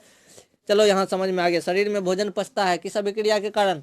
ऑक्सीकरण के कारण, ठीक है। इसका मतलब ये हुआ यदि हम ऑक्सीजन न लेते तो हमारे पेट में भोजन नहीं पचेगा। अब देखो दूसरा बी नंबर में ऑप्शन था संयोजन। संयोजन का मतलब क्या होता है? जब दो या दो से अधिक पदार्थों को आपस में मिला दें, कोई एक पदार्थ बनाए तो उसको क्या कहते हैं? संयोजन अभिक्रिया कहते हैं। वही चीज मैंने लिख दिया अपनी भाषा में, दो या दो से अधिक अभिकारक एक साथ मिलकर के एक उत्पाद बनाता है। जैसे एग्जाम्पल देख लो, C+O2 क्या होता है भाई? CO2 होता है, यहाँ तक कोई दिक्कत नहीं है। तीसरा नंबर क्या है? C नंबर विस्थापन, बोले थे अलग करने वाला सिस्टम, पढ़ाए थे, इसको देखना आगे। लास्ट में क्या है? अपचयन। अपचयन क्या होता है? जिसको हम लोग अवकरण बोलते हैं। क्या बोलते हैं? अवकरण। देखो उपचयन में होता है ऑक्सीजन मिलता है तो उपचयन, ऑक्सीजन बाहर निकलेगा तो अपचयन, ठीक है। दोनों एक दूसरे का उल्टा है, तो याद रखोगे। ऑक्सीजन ए नंबर में ऑक्सीजन मिलता है ऑक्सीकरण में, हाइड्रोजन बाहर निकलता है, जस्ट उसका उल्टा करोगे तो क्या हो जाएगा? इसमें हाइड्रोजन मिलेगा अवकरण में और ऑक्सीजन बाहर होगा, ठीक है। तो चलो प्रश्न का उत्तर समझ में आ गया। शरीर में भोजन का पचना किस अभिक्रिया का उदाहरण है? ऑक्सीकरण का है। चलो आगे बढ़ते हैं 27 नंबर क्वेश्चन में। कली चूना, देखो कली चूना को क्या बोलते हैं? कली चूना को हम लोग बोलते हैं CaO, कैल्शियम ऑक्साइड। क्या बोलते हैं? CaO, calcium oxide. यानी जो चूना मिलता है पैकेट में सूखा हुआ, है ना। कैल्शियम ऑक्साइड को बिना बुझा हुआ चूना भी बोलते हैं। क्या बोलते हैं? बिना बुझा हुआ चूना। ये बुक में मिलेगा तुम लोगों को, ठीक है। और कैल्शियम ऑक्साइड यानी जो बिना बुझा हुआ चूना होता है, जब उसमें पानी मिला दो तो ठीक है ना, तब क्या होता है? वो कैल्शियम ऑक्साइड बन जाता है कैल्शियम हाइड्रोक्साइड। कहने का मतलब CaOH हॉल 2 हो जाता है, ठीक है। इसको क्या पढ़ते हैं? Calcium hydroxide. और CaOH हॉल 2 को ही हम लोग बोलते हैं बुझा हुआ चूना। हो सकता है क्वेश्चन पूछ दे कि बिना बुझा हुआ चूना का सूत्र कौन सा है इस चारों ऑप्शन में से, तो तुमको पता रहेगा तब ना। CaO होता है कैल्शियम ऑक्साइड। अब पूछ देगा बुझा हुआ चूना का बताओ, CaOH हॉल 2। कहानी खत्म हो गई। अब आते हैं प्रश्न पे। प्रश्न क्या पूछ रहा था भाई साहब? कली चूना में जब जल डाला जाता है तो कौन सी अभिक्रिया होती है? हम लोग बचपन से पढ़े, हम क्या बार बता चुके हैं भैया। देख लो, जब भी चूना में पानी डालते हैं तो चूना वाला पानी गर्म हो जाता है बाल्टी, कभी हाथ घुसा के देखना, ठीक ना। तो ये चीजें थी, यानी इसमें उष्मा निकलता है, यानी इसको एक्जोथर्मिक यानी कि उष्मा छेपी बोलते हैं। तो कली चूना में जब जल डालते हैं तो क्या हो गया? वह उष्मा छेपी होता है। कहानी खत्म हो गई। उष्मा शोषी किसको बोलते हैं? जिसमें उष्मा की आवश्यकता पड़ती है उसको क्या बोलते हैं? उष्मा शोषी अभिक्रिया बोलते हैं, ठीक है। विस्फोटक की तो बात ही नहीं है, बम फोड़ते हैं तो वो तो विस्फोटक है ना। आगे बढ़ते हैं। कहानी समझ में आ गया। कली चूना में जल डालेंगे तो उष्मा छेपी होगा, यानी उष्मा बनेगा इसमें, ठीक है। अब देखो अगला प्रश्न क्या है, बहुत ही सुंदर प्रश्न है। कहता है निम्न में से कौन अधिक अभिक्रियाशील है? सबसे अधिक अभिक्रियाशील कौन है? यहाँ पर जो ऑप्शन है 4 वो, उसी चारों में से देखना। तो यहाँ कॉपर है, पारा है, Hg का मतलब क्या होता है? पारा होता है, ठीक है। पारा किसको बोलते हैं? ये भैंस का बच्चा नहीं है, ठीक ना। इस ये जो है ना क्या है? तत्व है। क्या है? Hg पारा। आप कहोगे सर इससे मिलेंगे कहाँ पर, तो इससे हम लोग मिल जाते हैं थर्मामीटर में। ठीक है, थर्मामीटर में देखोगे, थर्मामीटर को पहले झाड़ते हैं तो थोड़ा सा कलर दिखता है उसका, जब लगाते हैं बुखार को देखने के लिए तो वह बढ़ते जाता है। उसमें क्या डाला हुआ रहता है, HG यानी कि पारा। ठीक है, तो उसके बारे में भी चर्चा करेंगे। HG पारा के लिए कहा जाता है रूम तापमान पर, रूम तापमान, अभी जो रूम में गर्मी है ये इसको क्या बोलते हैं, रूम तापमान, उस पर वह द्रव अवस्था में पाया जाता है। ठीक है, HG। तो देखो यहाँ कॉपर है, HG है, Ag है, Cu है, हमको तो पता नहीं था। यदि याद किए हुए तो बताते कौन ज्यादा अभिक्रियाशील है, कौन तेजी से अभिक्रिया करता है ना। दो तरह का आदमी होता है, कुछ स्थूल आदमी होता है, जैसे मोटा तगड़ा आदमी है, उसको कोई एक थप्पड़ मार के भाग गया, बेचारा सोचेगा उठेंगे तब उसको पीटेंगे, वह कम अभिक्रियाशील है। जो पतला दुबला है, कोई उसको जाकर के थप्पड़ मार दिया तो घूम के तुरंत एक थप्पड़ वो भी खींच देगा, है ना। जैसे मेरे साथ हुआ था, हम स्कूल गए थे, 7th में पढ़ रहे थे, तो परेशान होकर के गए थे पैदल आधा घंटा चल के, बैग रखे, बहुत भारी था बैग, आगे पीछे में एक लड़का बैठा हुआ था या आगे में पता नहीं, हम बैठे जैसे ही वह जो है ना एक थप्पड़ हल्का सा खींच दिया, कहता है क्या भाई परेशान हो गया है, लेट से आया, कुछ कुछ बोल रहा था, कमेंट किया। हम क्या किए, पूरा गर्म थे, तुरंत आए ही थे स्कूल, तो दिए एक थप्पड़ खींच के। बोलता है भाई हमको अंदाजा नहीं था कि तुम थप्पड़ मार दोगे। क्यों मारे, क्योंकि हम भी पतले दुबले थे, वही मोटा तगड़ा होते तो क्या होता, हाथ उठा करके सोचते पीटे कि नहीं पीटे, बहुत सारी बातें। तो यहाँ पर तो हम लोग ऊपर देख लेते हैं, मैंने सीरीज लिख दिया कि अभिक्रियाशीलता के आधार पर कौन ज्यादा अभिक्रियाशील है, कौन ज्यादा पतला दुबला है। पतला दुबला का मतलब जो रिएक्शन ज्यादा करे, ठीक है, गुसाहा। तो पहला नंबर में सोडियम भाई साहब है। ठीक है, ये मोटा मोटी सीरीज बता दिए जो कि तुम लोग को एक आइडिया हो जाए। सोडियम, उसके बाद magnesium, calcium, aluminium, zinc, copper, Ag, Au। अब बोलोगे सर क्या यही सीरीज सही है, नहीं भाई, जब देखोगे ना hydrogen, helium, lithium, beryllium, boron, carbon, nitrogen, वो सीरीज में देखेंगे तो उसका एक अलग कंडीशन होगा। तो हम लोग यहाँ देखते हैं सोडियम, मैग्नीशियम, कैल्शियम, एल्युमिनियम में सबसे ज्यादा पावरफुल कौन है, रिएक्शन जो जल्दी कर लेता है, सोडियम। ठीक है ना, कौन है, सोडियम है। उसके बाद मैग्नीशियम है। इस भाई साहब सोडियम को केरोसिन तेल में डुबा के रखना पड़ता है। ये सोचो ना, जैसे कि ये मेरे पास चार्जर है ना, ये कागज है ना, कॉपी, इसको हवा में रखेंगे तो आग शुरू हो जाएगा जलना। सोडियम इतना खतरनाक है, उसको बाहर निकालेंगे तो आग पकड़ लेगा, इसलिए उसको कहाँ डुबा के रखते हैं, केरोसिन तेल में। बोलोगे सर केरोसिन तेल में क्यों रखते हैं, क्योंकि उसमें ऑक्सीजन नहीं होता है, ठीक है, इसलिए वह जलेगा नहीं, उसको बचा के रखते हैं। हम लोग सीरीज याद कर लेते हैं, sodium, magnesium, calcium, aluminium, zinc, copper, Ag और Au। कहोगे सर Ag क्या है, Ag बोलते हैं चांदी को, Au बोलते हैं सोना को। ठीक है, क्या हुआ, Ag को चांदी, चांदी का जो पायल बनता है, Au सोना। ठीक है, तो देख लो सोना सबसे लास्ट में है ना 8 नंबर में, यानी वह कम अभिक्रियाशील है। इसका मतलब Ag 7 नंबर में है ना। सोचो तब हमारे दिमाग में एक चीज आएगा कि पहले किस में जंग लगेगा, जंग का मतलब क्या हो गया, कोई परत गंदगी परत बैठता है, तो चांदी वाले जेवर में कि सोना वाले में, तो पहले चांदी वाले में, क्योंकि अभिक्रियाशील का ज्यादा कौन है, चांदी वाला ज्यादा है, Au थोड़ा सा कम है, वह धीरे धीरे अभिक्रिया करता है ना। तो ये चीजें, तो हम लोग यहाँ पर हमारा ऑप्शन क्या हो जाएगा, Cu हो जाएगा, होगा ना, Cu, उसके बाद हो जाएगा Ag, उसके बाद हो जाएगा Au, लास्ट में क्या हो जाएगा, Hg हो जाएगा। ठीक है, तो ध्यान रखने का है। तो यहाँ पर सबसे ज्यादा अभिक्रियाशील है कॉपर, Cu किसको बोलते हैं, कॉपर को। ठीक है, आगे बढ़ते हैं। चूना का जल का रासायनिक सूत्र, देखो अभी अभी बताए थे चूना का जल, क्वेश्चन पूछ भी दिया है ना, तो हम लोग पढ़े और जवाब आ गया, CaOH हॉल 2, पानी मिलाए तो क्या हो गया, CaOH हॉल 2, जिसको हम लोग पढ़ते हैं कैल्शियम हाइड्रोक्साइड। हमारा आंसर सही है, लेकिन हम और ऑप्शन पे भी चर्चा कर लेते हैं। CaO किसको बोलते हैं, कैल्शियम ऑक्साइड को। बच्चा को यदि लूर ढंग नहीं रहेगा, थोड़ा सा भूल गया तो गलती मार के आ जाएगा। कैल्शियम ऑक्साइड CaO, इसको बोलते हैं बिना बुझा हुआ चूना, यानी जिसमें पानी नहीं मिलाया रहता है। ठीक है, CaCl2 को बोलते हैं कैल्शियम क्लोराइड, क्या बोलते हैं, CaCl2 को क्या बोलते हैं, कैल्शियम क्लोराइड।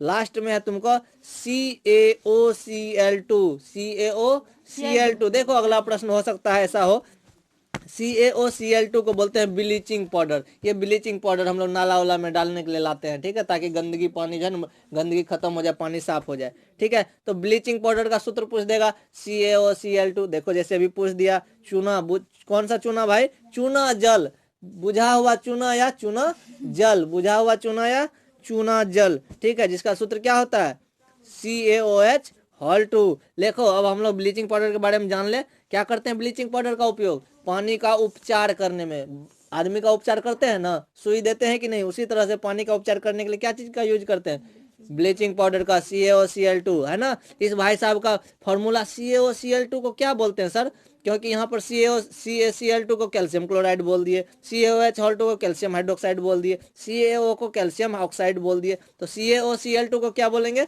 इसको बोलेंगे कैल्शियम हाइपोक्लोराइड। क्या बोलेंगे? Calcium hypochloride. अब यहाँ से 2-3 क्वेश्चन बनेगा। सबसे पहला चीज पूछ देगा भाई ब्लीचिंग पाउडर का सूत्र कौन सा है? CaOCl2। पूछ देगा क्या कि ब्लीचिंग पाउडर का रासायनिक नाम क्या होता है ना, ये नाम हुआ ना कैल्शियम हाइपोक्लोराइड। ऑप्शन में रहेगा कैल्शियम हाइपोक्लोराइड। पूछ देगा कैल्शियम हाइपोक्लोराइड कौन सा है, तुमको पता रहेगा तब तो। ब्लीचिंग पाउडर को ही कैल्शियम हाइपोक्लोराइड बोलते हैं। थोड़ा सा आगे बढ़ते हैं हम लोग। जब कोई विलयन लाल को नीला कर देता है तो उसका पीएच मान क्या होता है? भैया ये लाल नीला वाला कौन सा खेल है? ये है अम्ल और क्षार का, एसिड और बेस का। क्या चीज का है? एसिड और बेस का। इसके थ्योरी को हम लोग समझ लेते हैं। जब लाल को नीला कर दे उसको क्या कहते हैं? क्षार कहते हैं। देखो समझाने के लिए हम लिख दिए लाल से नीला, ठीक है ना। जब लाल कलर को नीला कर दे तो उसको क्या बोलेंगे? क्षार बोलेंगे। और क्षार के लिए पीएच कितना होना चाहिए? 7 से अधिक होना चाहिए। कितना होना चाहिए? 7 से अधिक। देखो वहां पर लिखा हुआ है लाल से नीला के ऊपर में 7 से अधिक पीएच होना चाहिए। ऑप्शन में देखो ए नंबर में 11 है, बी नंबर में 10 है, तो यानी कि दोनों को दोनों सही है। इसलिए हमारा ऑप्शन कौन सा हो जाएगा? D number. डी में क्या लिखा हुआ है? ए और बी दोनों सही है। समझ में आया? तो इसका मतलब जब लाल को नीला कर देगा तो उसको क्षार बोलते हैं, जब नीला को लाल कर देगा तो उसको क्या बोलेंगे? अम्ल बोलेंगे। जस्ट उसका उल्टा, जब नीला को लाल करेगा तो उसको क्या बोलेंगे? क्षार। अब कहोगे सर ये नीला क्या है लाल क्या है? इसको लिटमस पत्र होता है। क्या होता है? लिटमस पत्र होता है। उसको जब नीला को लाल कर दे तो उसको कहते हैं हम लोग अम्ल, और इसका पीएच मान हमेशा 7 से कम होता है। क्षार अम्ल का पीएच मान 7 से कम होता है और क्षार का पीएच मान 7 से अधिक होता है। ध्यान देना मेरी बातों पे, ठीक है। तब कहोगे सर 7 किसका होता है? एक 7 से ज्यादा, एक 7 से कम, तो 7 किसका? 7 जिसका होगा उसको हम लोग उदासीन बोलते हैं। क्या बोलते हैं? उदासीन बोलते हैं। ये उदासीन भाई साहब उदाहरण दीजिए सर। तो जल है ना, बोल सकते हैं जल का पीएच मान कितना होता है? 7 होता है। आगे बढ़ते हैं हम लोग। एल्काइन में कार्बन के कितने सह संयोजक बंधन बने होते हैं? ठीक है ना। आगे हम लोग पढ़ेंगे कौन सह संयोजक बंधन बनाता है, ठीक है ना। सह संयोजक बंधन बनाता है, ठीक है। कौन बनाएगा भाई साहब? तो देखो भाई समोसा कितने में आता है? 5 रुपया में, ठीक है। 2 समोसा खाना है, ठीक। 2 समोसा खाना है ना भाई, इसको भी एक खाना है, एक मेरे को भी खाना है। इसके पास 3 रुपया है, मेरे पास 2 रुपया है, ठीक। तो अब यहाँ पर क्या होगा? तो हमारे पास 3 रुपया घट रहा है, इसके पास 2 रुपया घट रहा है। किसको देना उचित होगा? इस बच्चे को हम 2 रुपया दे देंगे, है ना। इसको बोलेंगे बाबू अगले दिन हमको भी जरूरत पड़ेगा तो दे देना। इसको बोलते सह संयोजक बंधन, ठीक है ना। या फिर नहीं तो नहीं, इसको सह संयोजक बंधक नहीं बोलते हैं, ठीक है ना। किसको बोलते हैं? समझ, सह संयोजक मतलब मिलजुल के काम करना। इसके पास कितना है? 3 रुपया, मेरे पास कितना है? 2 रुपया। समोसा खरीद के आधा आधा उसी में से खा लिए, तो ये क्या हो गया? सह संयोजक बंधन हो गया, ठीक है ना। तो ये चीजें अब कहाँ पे उदाहरण समझ में आएगा, आगे क्लियर करेंगे, देखते हैं। अब देखो क्वेश्चन पूछ रहा है एल्काइन में कार्बन कार्बन के बीच कितने बॉन्ड बनते हैं ना। एल्काइन में कार्बन कार्बन के बीच कितने सहसंयोजक बंधन बनते हैं? बंधन बनते हैं भैया बता देते हैं, याद कर लो। एल्केन में कितना होता है? सिंगल बॉन्ड को क्या बोलते हैं? एल्केन। सिंगल बॉन्ड को एल्केन बोलते हैं। डबल बॉन्ड को एल्कीन बोलते हैं। ट्रिपल बॉन्ड को एल्काइन एल्काइन बोलते हैं। तो इसमें मिला क्या हमको? एक बॉन्ड रहेगा सिंगल, एक तो एक बंधन रहेगा तो क्या बोलेंगे? एन लगा रहेगा लास्ट में। 2 बंधन रहेगा तो उसके लास्ट में क्या लगा रहेगा? इन लगा रहेगा। 3 बंधन रहेगा तो आइन लगा रहेगा। क्वेश्चन पूछा हम जवाब यूं ही दे देंगे, ठीक है ना। तो देखो सह संयोजक बंधन की संख्या है 1 2 3, ठीक है। 1 रहा तो एन, 2 रहा तो इन, 3 रहा तो आइन, ठीक है। 3 रहा सबसे ज्यादा है तो लास्ट में आइन लगा हुआ है ना, कोई दिक्कत नहीं है। तो पूछ रहा है क्या एल्काइन में, एल्काइन में क्या लगा हुआ है? क्वेश्चन में देखो हम घेरना भूल गए। एल्काइन में आइन लगा हुआ है। क्या लगा हुआ है? एल्काइन में आइन लगा हुआ है ना। इन लगा है कि एन लगा है कि आइन? आइन लगा है। कितना बंधन होगा इसमें? 3 बंधन होगा। कौन बोल रहा था 2 बंधन? 3 बंधन होगा। देखो टिक किया हुआ 3 बंधन। आगे बढ़ते हैं 32 नंबर क्वेश्चन, बहुत ही आसान क्वेश्चन है, ठीक है। ग्लूकोज का आणविक सूत्र क्या होता है? किसका सूत्र?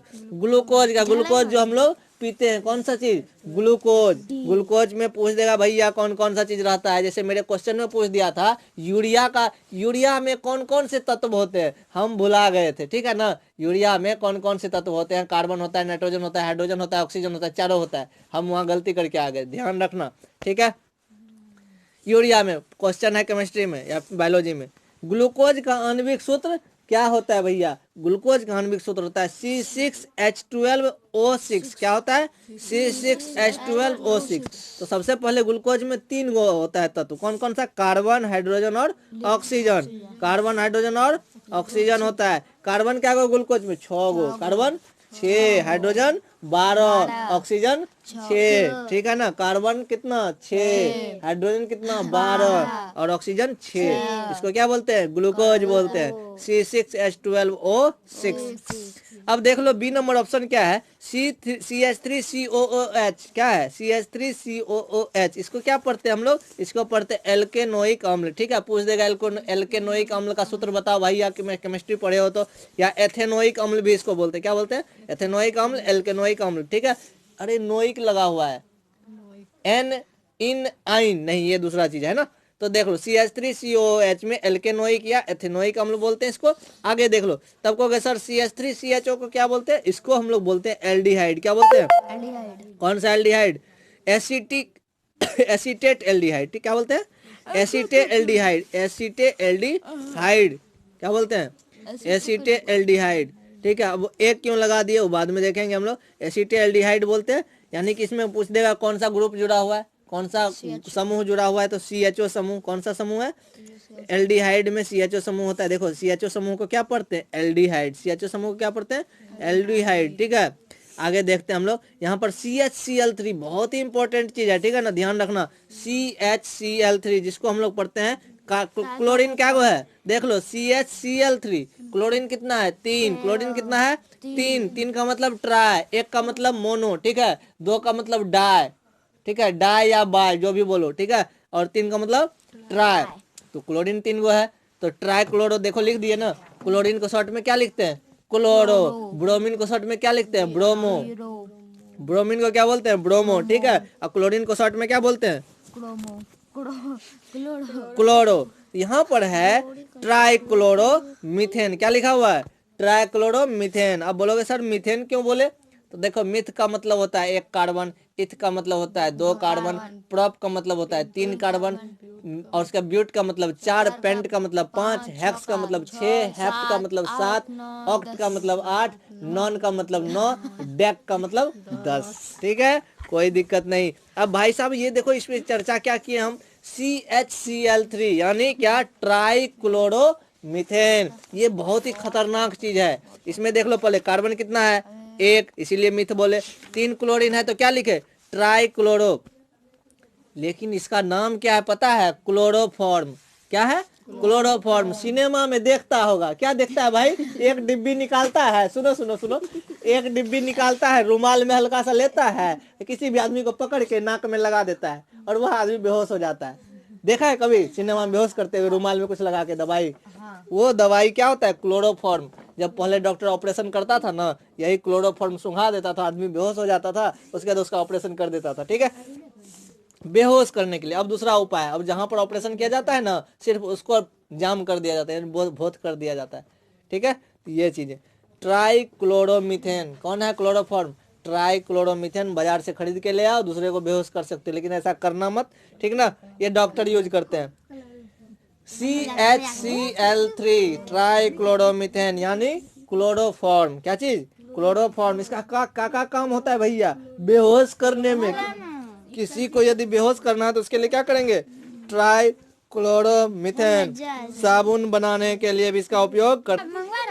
दुकान में कभी भी पूछोगे ट्राइक्लोरोमीथेन तो हो सकता है उसको पता ना हो, लेकिन क्लोरोफॉर्म पूछोगे तो जरूर दे देगा। ठीक है ना, अब सबको देगा कि नहीं ये तो नहीं पता, लेकिन क्लोरोफॉर्म। ठीक है, बेहोश करने के लिए खास करके डॉक्टर लोग यूज करते हैं। और साबुन बनाने में भी इसका उपयोग होता है। ठीक है, किस चीज में, साबुन बनाने के लिए।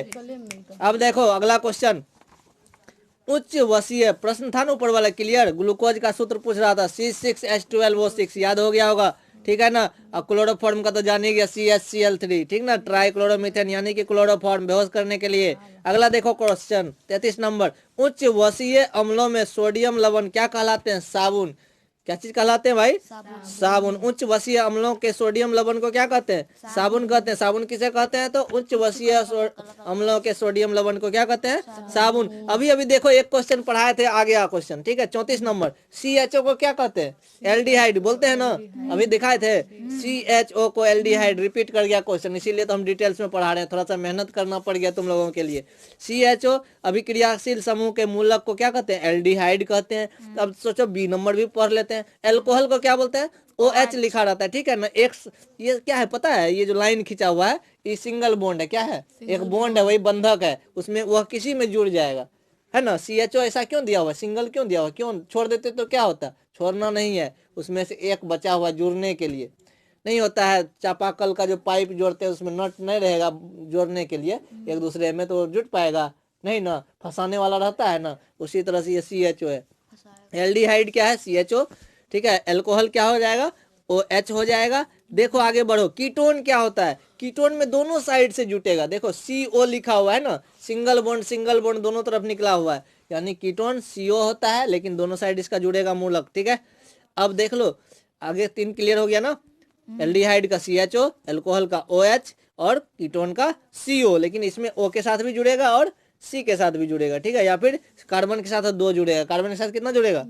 2 जुड़ेगा। देखो यहाँ दिखा भी दिए है, ऊपर जो O लिखा हुआ है, नीचे जहां पर पॉइंट है जहां C लिख दिए हैं छोटा सा RR, यानी 2 मूलक जुड़ेंगे कार्बन के साथ, ठीक है। समझ में आ गया होगा। आगे बढ़ते हैं 35 नंबर। आवर्त सारणी बाएं से दाएं, आवर्त सारणी बाएं से दाएं, समझ जाओ। आवर्त सारणी देखोगे, पीरियोडिक टेबल जिसको बोलते हो तुम लोग, उसमें क्या होता है? बायां से दायां। नजर दौड़ाओ, तुम्हारे बुक में भी होगा पीरियोडिक टेबल। हम लोग कहाँ से याद करना शुरू करते हैं? Hydrogen, helium, lithium, beryllium, boron, carbon, nitrogen, ये किधर से किधर जाते हैं? बाएं से दाएं। कैसे याद करते हैं भैया? परमाणु संख्या के हिसाब से। हाइड्रोजन एक परमाणु, हीलियम दूसरा, लिथियम तीसरा, बेरिलियम, बोरॉन, है ना। यानी कि परमाणु संख्या बढ़ते जा रहा है ना। क्या होता है? परमाणु संख्या बढ़ते जा रहा है। इसका मतलब तो जादू है ना भैया। हम लोग कैसे पढ़ते हैं? बाएं से दाएं ही तो पढ़ते हैं, और परमाणु संख्या बढ़ता है। जब परमाणु संख्या बढ़ेगा तो क्या होगा? उसका आकार भी बढ़ेगा। पैसा आदमी का बढ़ते जाएगा, इसका मतलब जमीन जगह घर द्वार तो उसका बड़ा होगा ना। उसी हिसाब से यदि समझें तो आवर्त सारणी में बायां से दाएं जब जाते हैं तो क्या होता है? उसका आकार बढ़ते जाता है। क्यों आकार बढ़ता है? क्योंकि परमाणु संख्या बढ़ता है। अब सोचो कोई वृत्त है, उसका आकार बढ़ेगा तो उसका त्रिज्या बढ़ेगा कि नहीं बढ़ेगा? सिंपल सा बात है। इसका आंसर क्या हो गया? इसमें बाएं से दाएं जाएंगे तो क्या होगा? परमाणु का त्रिज्या बढ़ेगा, है ना। क्लियर हो गया। आगे बढ़ते हैं 36 नंबर। निम्नलिखित में से तत्वों को उसके अधातु गुण के अनुसार बढ़ते क्रम में सजाएं। किसके अनुसार? तत्वों को अधातु के हिसाब से। तो सिंपल सा बात है। देखो आगे पीरियोडिक टेबल है, एक टेबल मान के चलो, ठीक है ना। बायां से जब दायां जाते हैं ना, दाहिना तरफ पता है क्या है? अधातु है। दायां तरफ क्या है? अधातु है। बायां तरफ क्या है? धातु है। हम लोग चलते हैं बायां से दायां, तो सोचो तो पहले धातु, फिर उसका गुण में थोड़ा थोड़ा अधातु का गुण आते जाएगा आते जाएगा। तो यही चीज हम लोग किए। Lithium, beryllium, carbon, oxygen, fluorine लिख दिए। सीरियली वाइज है बायां से दायां। हम लोग को याद था लिथियम, बेरिलियम, कार्बन, ऑक्सीजन और फ्लोरीन। कहोगे सर बोरोन कहाँ गया? तो भैया जो दिया है उसी में से हमको मारना है। तो लिथियम, बेरिलियम, कार्बन, ऑक्सीजन और फ्लोरीन, ये क्या है? अधातु गुण को बढ़ाते जा रहा है। यानी फ्लोरीन में ज्यादा अधातु गुण है, लिथियम में अधातु का गुण कम है। तो ये चीजें थोड़ा सा आगे बढ़ते हैं। सिलिकॉन क्या है? सिलिकॉन को इंग्लिश बोलते हैं सेमीकंडक्टर। क्या बोलते हैं? सेमीकंडक्टर, अर्धचालक। कहोगे सिलिकॉन क्या होता है सर? मेमोरी कार्ड में देख लो, जो पीला कलर का चिप होता है सिलिकॉन होता है। सिम कार्ड में सिलिकॉन लगा हुआ रहता है। और क्या देखोगे भाई? सोलर प्लेट में भी सिलिकॉन का प्रयोग करते हैं। अब प्रश्न क्या है? पूछ रहा है सिलिकॉन क्या है, तो यहाँ पर ये क्या है? उपधातु। क्या है? उपधातु है। इसलिए उपधातु में क्या होता है? न तो इसमें धातु, ये पूरा पूरा धातु है, न अधातु है, यानी दोनों का गुण है इसमें। उपधातु किसे बोलते हैं? उपधातु उसको बोलते हैं जिसमें धातु का भी गुण हो और अधातु का भी गुण हो, ठीक है। आराम से लिखना, अपने मन से समझ में आ गया होगा तो, ठीक है। अगला नंबर क्वेश्चन 38 नंबर। देखो कहता है कौन विद्युत धनात्मक है? कौन है धनात्मक? कौन है? अभी अभी एक ऑप्शन में था आयन, बताए थे ऋणायन और धनायन। जो भैया किसी को पैसा कर्जा देता है दूसरे को, तो वो धनायन होता है। धन वाला आदमी ही ना दूसरे को देता है, और जो लेता है वो क्या हो गया? ऋणायन। अब 4 ऑप्शन है, कार्बन, क्लोरीन, सोडियम और फास्फोरस। अब बच्चा जिसको आएगा नहीं लूर, यानी लूर का मतलब क्या हो गया? जिसको परमाणु संख्या नहीं याद रहेगा वो बेचारा बना नहीं पाएगा, है ना। तो हम लोग यहाँ सीख लेते हैं। आंसर में तो सोडियम होगा भैया, लेकिन अब समझेंगे कैसे कि सर सोडियम होगा, आप कैसे मार दिए? तो हमको याद था। क्या याद था भाई?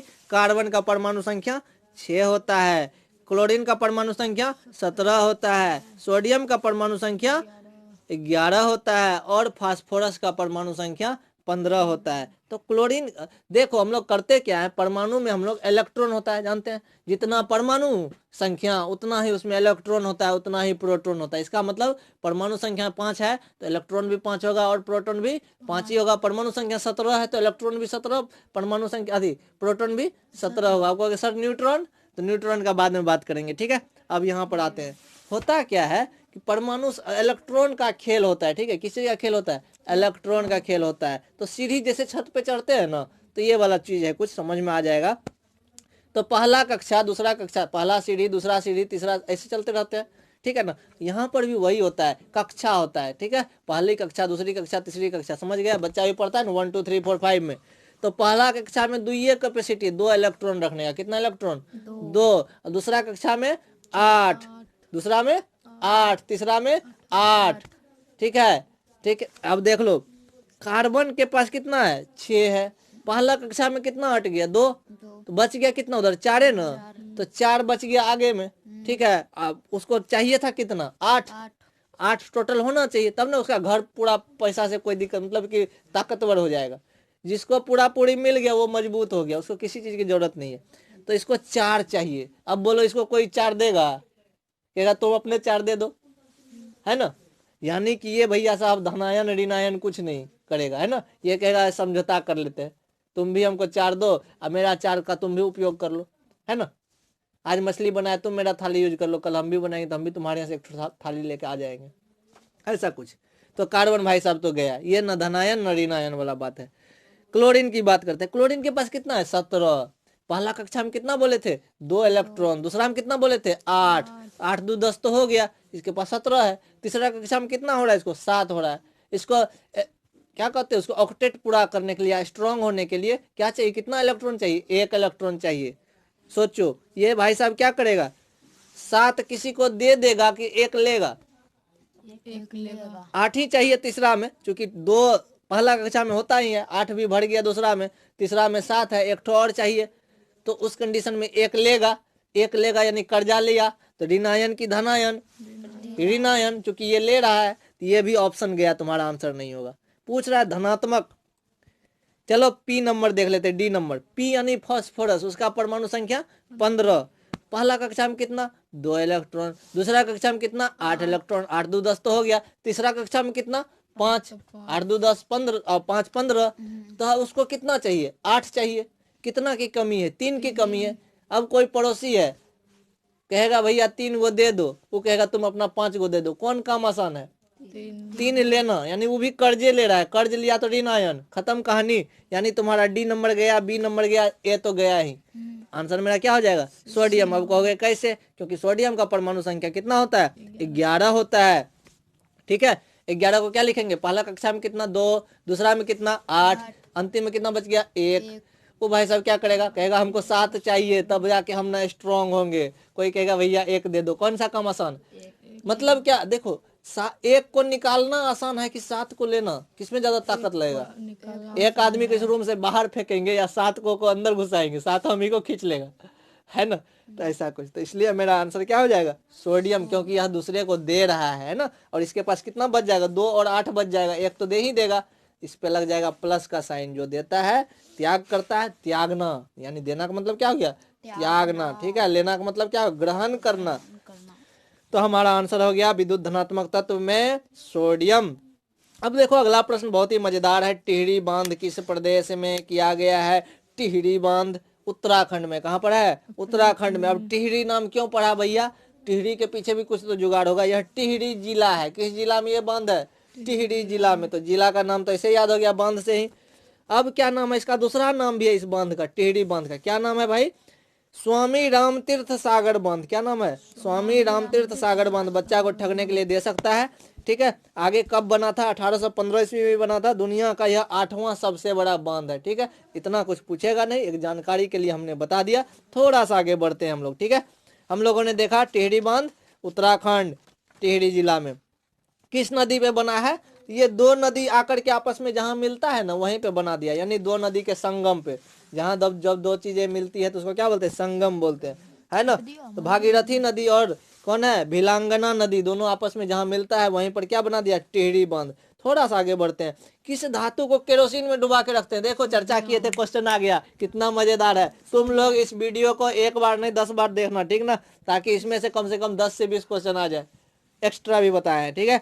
निम्नलिखित में से किस धातु को केरोसिन में डुबा डुबा के रखना चाहिए। बिहार बोर्ड इस बार एग्जाम लेगा, बहुत ही आसान क्वेश्चन रहने वाला है, ठीक है। केरोसिन में डुबा के रखते हैं सोडियम को, एकदम बच्चा बच्चा को याद हो गया होगा, ठीक है। देखते हैं, बहुत ही वीवीआई। तो हमने लिखा आंसर सोडियम, बी नंबर सही है। ए नंबर में दिया हुआ है मैग्नीशियम। मैग्नीशियम के बारे में जान लेते हैं, इसका घर कहाँ है, बाप कहाँ है, बेटा कहाँ है, क्या है। तो मैग्नीशियम सबसे पहले एक तत्व है, ठीक है। कौन सा है, धातु है, ठीक ना। मैग्नीशियम को हम लोग कहाँ पाते हैं, क्वेश्चन पूछ देगा, क्लोरोफिल में कौन सा तत्व पाया जाता है, पर प्रश्न पूछता है मैग्नीशियम, बायोलॉजी में पूछ देगा, ठीक है। क्लोरोफिल में कौन सा तत्व, मैग्नीशियम, याद रखना।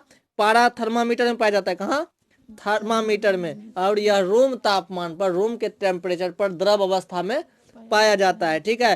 टंगस्टन कहाँ पाया जाता है, बल्ब के फिलामेंट में। जो लाल वाला बल्ब देखा होगा उसमें फिलामेंट होता है, वह किस चीज का बना होता है, टंगस्टन का बना होता है। मैंने एक बल्ब भी बना दिया है, देख लो, ठीक है। तो प्रश्न क्या था कि किस धातु को केरोसिन में डुबा के रखते हैं, तो यह हम लोग सोडियम को केरोसिन में डुबा के रखते हैं। क्यों रखते हैं, डर से नहीं भाई, बाहर रखेंगे तो वह क्या होगा, जलना जा शुरू हो जाएगा, क्योंकि वह ऑक्सीजन के साथ अभिक्रिया कर लेगा। आगे बढ़ते हैं, अपमार्जक से क्या बनता है भैया, अपमार्जक से सर्फ एक्सल बनता है, सब शैम्पू बनता है, इजी बनता है। यानी जितना कपड़ा साफ करने वाला साबुन है ना, सर्फ है ना, सारा किससे बनता है, अपमार्जक से, ठीक है। उसमें मात्र 10 से 15% अपमार्जक डालते हैं, डाला हुआ रहता है। इसलिए आंसर मेरा क्या हो गया, उपरोक्त सभी। लेकिन एक प्रश्न और पूछ देगा भैया, अपमार्जक और साबुन में अंतर लिखें, तब क्या करोगे, तब तो फंस जाओगे, ठीक है ना। थ्योरी में आगे देखेंगे। अपमार्जक बनाए जाते हैं किस, अपमार्जक से क्या क्या बनता है, सर्फ एक्सल। सर्फ एक्सल साबुन का नाम है। अब कहेगा व्हील लिख देगा, तब क्या करेंगे सर, तो व्हील भी हो जाएगा, व्हील सर्फ भी होता है ना, टाइड भी होता है,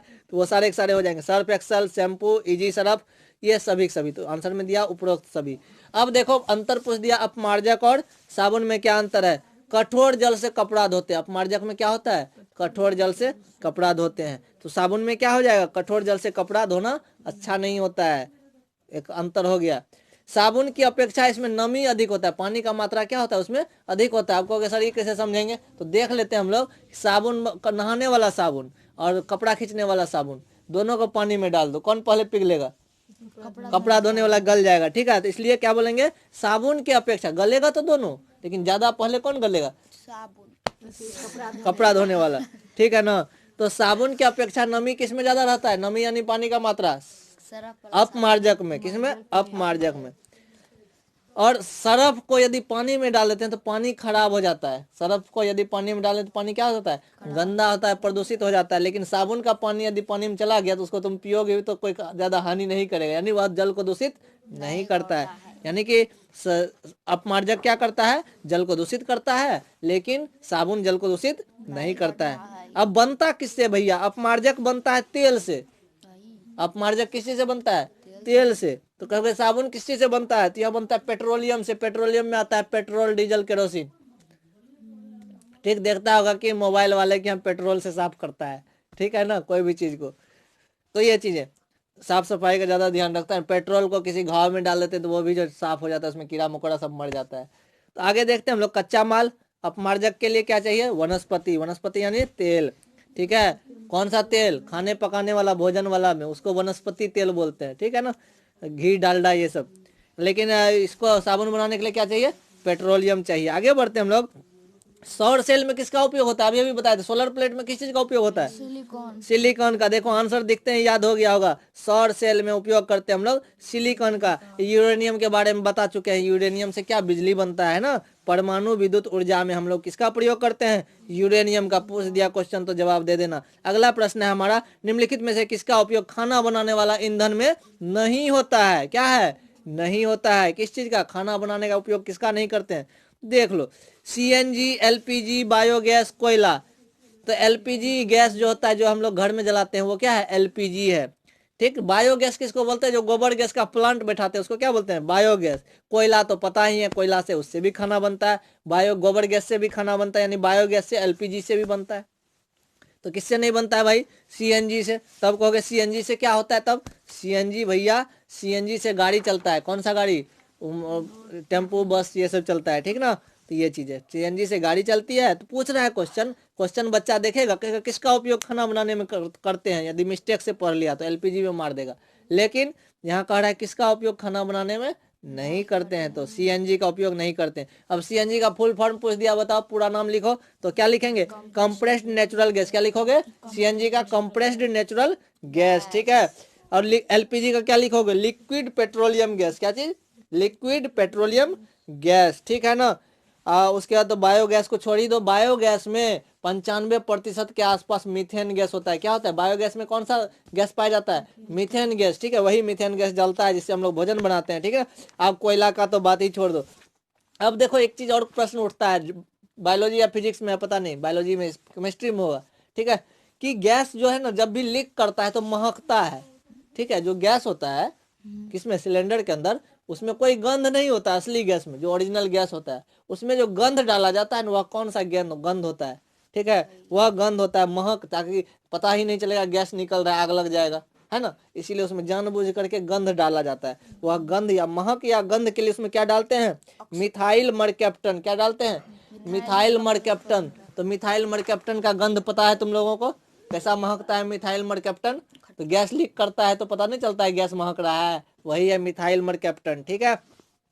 आगे बढ़ते हैं। गाड़ी चलाने में सीएनजी का प्रयोग, एलपीजी, कोयला और बायोगैस। खाना बनाने में एलपीजी, कोयला और बायोगैस। अब कहना सर मेरे यहाँ जलावनो है, उसका भी तो उपयोग करते हैं खाना बनाने में। तो भाई करते हो, अच्छी बात है। आगे बढ़ते हैं, ठीक है। लिखा हुआ है 2Cu प्लस O2 मिला के क्या बना लिया? 2CuO, ठीक है। यानी कि कॉपर में ऑक्सीजन को मिला दिया तो क्या बनाया? Copper oxide. क्या बनाया? Copper oxide. तो बोलोगे कि Cu के आगे 2 क्यों लगा दिया? तो संतुलित कर दिया। संतुलित तो करना होता है समीकरण को, तो मैंने भी कर दिया। देखो इसमें कॉपर के साथ क्या जुड़ा है? ऑक्सीजन। कॉपर के साथ क्या जुड़ा है? ऑक्सीजन। ऑक्सीजन। तो इसलिए इसको तो ऑक्सीकरण बोलेंगे ना। कॉपर के साथ जब ऑक्सीजन जुड़ जाए तो उसको क्या बोलेंगे? ऑक्सीकरण बोलेंगे। ऑक्सीजन का जुड़ना और हाइड्रोजन का निकलना क्या कहलाता है? ऑक्सीकरण कहलाता है। 45 नंबर देख लो, कहता है निम्नलिखित में से कौन सा समीकरण संतुलित नहीं है, बैलेंस नहीं है? चेक करो, देख लो। ए नंबर ऑप्शन, हाइड्रोजन 2 है तो 2 लिखा, क्लोरीन 2 है तो 2, 4 हो गया एक तरफ। दूसरे साइड देख लो 2HCl, तो हाइड्रोजन भी 2, क्लोरीन भी 2, यानी दोनों 2 2 4 4 दोनों साइड है, बराबर करके दिखा दिए, बराबर है। सी नंबर में देख लो, 2 दूना 4 हाइड्रोजन हो गया, ऑक्सीजन 2 है तो 6 हो गया इधर। उधर देख लो 2 दूना 4 हाइड्रोजन, ऑक्सीजन 2 है तो 4 2 6, ये भी बराबर है। डी नंबर देख लो, पोटेशियम कितना? के को बोलते हैं पोटेशियम, पोटेशियम 2 है। Cl क्लोरीन कितना? 2। ऑक्सीजन कितना? ऑक्सीजन O3 है लेकिन आगे 2 लगा हुआ है तो O6 हो गया, है ना। ऑक्सीजन 6 हो गया। दोनों साइड कैलकुलेट किया तो 2 और उसके बाद 6, यानी 10 10 दोनों साइड है। तो बी नंबर में देख लो जोड़ के, गलत है। पीबी कितना है? 1। नाइट्रोजन 2 है, ऑक्सीजन कितना? 6, ठीक है। तो 9 होता है टोटल। उधर देख लो पीबी 1 है, ऑक्सीजन 1 है, नाइट्रोजन 1 है, ऑक्सीजन 2 है, फिर ऑक्सीजन 2 है, तो टोटल मिलाकर के 7 ही होता है। तो बी नंबर ऑप्शन हो जाएगा। वो संतुलित नहीं है तो हम लोग काउंट कर लेंगे एग्जाम में, हड़बड़ाएंगे नहीं। आगे देखते हैं, उदासीन विलयन का पीएच मान, अभी अभी बताए थे, पानी का पीएच मान 7 होता है ना। उदासीन विलयन का पीएच मान कितना होगा? 7 होगा। और उसके बाद इतना ही नहीं, क्या कहता है भैया कि जो है जिसका 7 से अधिक हो उसको क्या बोलते हैं? क्षारीय विलयन बोलते हैं। जिसका 7 से कम हो उसको क्या बोलते हैं? अम्लीय। अम्लीय। तो बी और डी देख लो, 8 है, 14 है, इसका मतलब ये क्षारीय है। सी देख लो 6 है, इसका मतलब ये अम्लीय है। लेकिन प्रश्न क्या पूछ रहा है? उदासीन विलयन, इसलिए इसका पीएच मान 7 हो जाएगा।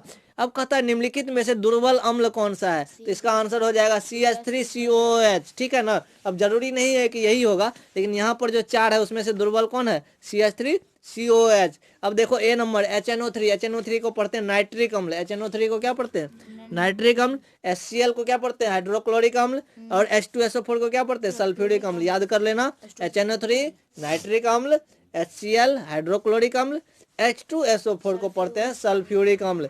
सल्फ्यूरिक अम्ल का दूसरा नाम होता है गंधकाल। क्या होता है? गंध काम्ल। क्या लिखा हुआ है? गंध काम्ल, ठीक है। अम्ल का राजा किसे का? सल्फ्यूरिक अम्ल को क्या कहा जाता है? अम्लों का राजा। हो सकता है प्रश्न पूछ दे, अम्लों का राजा किसे कहते हैं? कौन से अम्ल को? सल्फ्यूरिक अम्ल को। H2SO4, याद रखना, H2SO4 को अम्ल का राजा, फलों का राजा किसे कहा जाता है? आम को।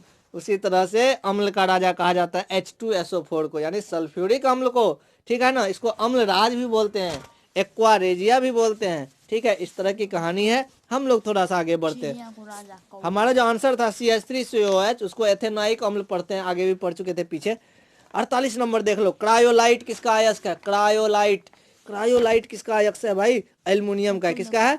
एल्युमिनियम का। एल्युमिनियम का अयस्क क्या है? क्रायोलाइट। ठीक है, लेकिन ऑप्शन में बहुत सारा चीज है तो हम लोग सबको देख लेते हैं। तांबा का अयस्क कौन कौन सा होता है? तांबा का अयस्क होता है ग्लांस, ताम्रपाइराइट, क्यूपराइट, मैकेलाइट। क्या क्या चीज? ग्लांस, ताम्रपाइराइट, क्यूपराइट और मैकेलाइट। याद रखना तांबा का। आयरन का कौन कौन सा होता है? आयरन का क्या होता है भैया? अयस्क कौन कौन सा होता है? आयरन का मैग्नेटाइट, हेमेटाइट, जेरोथाइट, लिमोनाइट और सीडेराइट। याद कर लेना, मैग्नेटाइट, हेमेटाइट, सब में टाइट लिखा हुआ है ना, लास्ट में इट इट है ना। देख लो आयरन वाले में लोहा का, लोहा किससे किससे मिलता है? Magnetite, hematite, goethite, limonite, siderite. Copper किससे मिलता है? ग्लांस, ताम्रपाइराइट, क्यूपराइट और मैकेलाइट। ठीक है, तांबा को किस विधि से प्राप्त करते हैं? अयस्क से। वो जो अयस्क, अयस्क होता क्या है भैया? अयस्क जो होता है ना, जैसे चट्टान के रूप में मिल गया, उस चट्टान से तुम लोहा का अलग कर लो, तांबा का अलग कर लो, है ना, अलग अलग तत्व को, अलग अलग धातु को अलग कर लो। उससे हम लोग फैन प्लवन विधि से तांबा को निकालते हैं। ठीक है, किस विधि से? फैन प्लवन विधि से। फैन प्लवन विधि क्या होता है भैया? तो फैन प्लवन विधि जैसे साबुन का झाग जैसा होता है, ठीक है ना, अशुद्धि उस झाग के साथ बाहर निकल जाता है। ठीक, बाकी जो बच जाता है मेरा मटेरियल, ऐसा कुछ।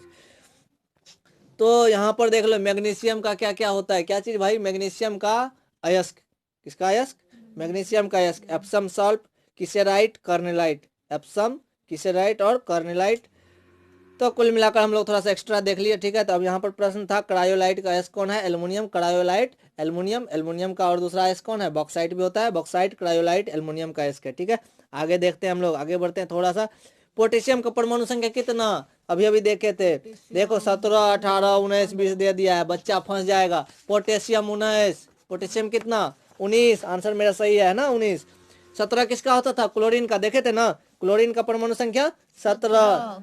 18 किसका? आर्गन का। Ar लिखते हैं उसको। पोटेशियम का K। देखो पोटेशियम में P से पोटेशियम लिखाता है, बच्चा कहेगा P हो जाएगा, P फास्फोरस का होता है। ठीक है, फंसाने के लिए ना, समझ बच्चों के लिए। ठीक है, पोटेशियम 19 के से दिखते हैं, उसका सिंबल क्या होता है? संकेत के। क्लोरीन का संकेत Cl, आर्गन का संकेत Ar, कैल्शियम का संकेत Ca। ठीक है ना, कैल्शियम 20, पोटेशियम 19, आर्गन 18, क्लोरीन 17। ठीक है, आगे देखते हैं। फॉर्मिक अम्ल का IUPAC नाम क्या होता है भैया? बहुत लंबा वीडियो हो चुका है, तुम लोग इसको देखना। फॉर्मिक अम्ल का IUPAC नाम क्या होता है? तो मिथेनोइक अम्ल। क्या चीज होता है? मिथेनोइक अम्ल। यानी कहोगे सर क्या फॉर्मिक अम्ल को IUPAC में क्या बोलते हैं? मिथेनोइक अम्ल। ये फॉर्मिक अम्ल जो है ना, मधुमक्खी के डंक में पाया जाता है। मधुमक्खी का जो छत्ता होता है, मधुमक्खी काट लेता है तो मुंह फूल जाता है। ठीक है ना, उसमें कौन सा अम्ल होता है? एसिड होता है। कौन सा? फॉर्मिक अम्ल। कौन सा? फॉर्मिक अम्ल या मेथेनोइक अम्ल। ठीक है, ये किस में पाया जाता है? मधुमक्खी में, लाल चिट्टी में। लाल चिट्टी कभी काटा है? बहुत दर्द करता है, उसमें भी कौन सा अम्ल पाया जाता है? फॉर्मिक अम्ल या मेथेनोइक अम्ल। बिच्छू के डंक में, उसमें भी मेथेनोइक अम्ल या फॉर्मिक अम्ल पाया जाता है। ठीक है, आगे बढ़ते हैं हम लोग। प्रोपेनोइक अम्ल को क्या पढ़ते हैं? C3H4O2। प्रोपेनोइक अम्ल को क्या बोलते हैं? C3H4O2। अब बच्चा प्रश्न पूछ दिया, क्या चीज? प्रोपेनोइक अम्ल में कार्बन कितना है बउआ? 1, 2, 3, 4। प्रोप, मिथ में 1, इथ में 2, प्रोप में 3, ब्यूट में 4। मेथेनोइक में कितना कार्बन? 1। मिथ, मेथेनोइक में कितना कार्बन? 1। मिथ लिखा हुआ है ना, देखो लिखे हुए भी फॉर्मूला CH2O2। C कितना है? 1 गो है ना, उसको ऐसे भी लिख सकते हैं HCOH। ठीक है, तो मिथेनोइक में 1 कार्बन, प्रोपेनोइक में 2 कार्बन, एथेनोइक में, प्रोपेनोइक में कितना कार्बन? 3, एथेनोइक में 2। एथ का मतलब होता है 2, कार्बनों की संख्या 2। पूछ दिया बच्चा को फंसाने के लिए, छोटा सा सवाल। ऐसा ही सवाल रहेगा तुम लोगों के लिए। ठीक है, इथाइल अल्कोहल का अनुसूत्र बताओ भाई। इथाइल अल्कोहल, एथेनोइक, एसिटिक अम्ल भी बोलते हैं। एथेनोइक अम्ल को एसिटिक अम्ल भी बोलते हैं। ठीक है, एकदम याद रखना, एसिटिक अम्ल एथेनोइक अम्ल को बोला जाता है। अब देखो इथाइल अल्कोहल, क्या चीज? Ethyl alcohol. तो बच्चा के दिमाग में जाएगा, सर बताए थे इथ, इथ का मतलब 2 कार्बन, इसका मतलब कार्बन कितना होगा? दो होगा। देखो ऑप्शन नंबर 1 CH3 लिखा हुआ है तो C एक गो है तो गया, पहला ऑप्शन छट गया, है ना। बी नंबर में देखो C2H2OH, अरे भाई साहब C2 ये हो सकता है, कार्बन 2 गो है तो इथ मिल गया थोड़ा सा। C नंबर उसमें भी 2 कार्बन है, D नंबर उसमें भी 2 कार्बन है। अब क्या करोगे, तो मैं बच्चा की तरह पढ़ाया था, क्या चीज, क्या है भाई, इथाइल अल्कोहल, क्या चीज है, इथाइल अल्कोहल। इसमें क्या जुड़ता है, अल्कोहल में क्या जुड़ता है, OH, अल्कोहल में OH जुड़ता है। देखो मैंने OH बना दिया। तो सबसे पहले तो 2 गो कार्बन लिख लिए, CC लिखे ना। कार्बन के पास कितना होता है, 4 होता है, उसको कितना चाहिए, 4 चाहिए, 4 चाहिए तो 4 एक साथ ना जुड़ेगा, तो एक कार्बन के साथ जुड़ा हुआ है, 3 गो उसको हाइड्रोजन चाहिए ना। उधर देख लो एक तो OH को भी जोड़ना है कि नहीं, तो मैंने OH को जोड़ दिया, बाकी उसके पास जो बच गया हम लोग फिट कर दिए। ठीक है, ये संरचना सूत्र बना लिए, CC उसके साथ हाइड्रोजन को जोड़े, एक में क्या जोड़ दिए, OH जोड़ दिए। क्यों जोड़े, क्योंकि अल्कोहल था। ठीक है, फॉर्मूला मेरा क्या हो गया, 2 गो कार्बन C2, हाइड्रोजन कितना 5 गो, H5, OH मेरा जुड़ा हुआ रहेगा अल्कोहल के लिए। तो अब बताओ फॉर्मूला कौन हो गया, C2H5OH, ऑप्शन नंबर C एकदम सही है। इस तरह से हमारा ये लेक्चर कंप्लीट होता है। वीडियो पसंद आए तो लाइक करो, शेयर करो, जो भी करना है करो, मर्जी है, लेकिन परीक्षा में अच्छा से अच्छा नंबर लाओ। ठीक है, नेक्स्ट वीडियो बनाने का बोलना होगा तो बताना हमको, ठीक है, आगे बनाएंगे। मिलते हैं नेक्स्ट लेक्चर में, ठीक है।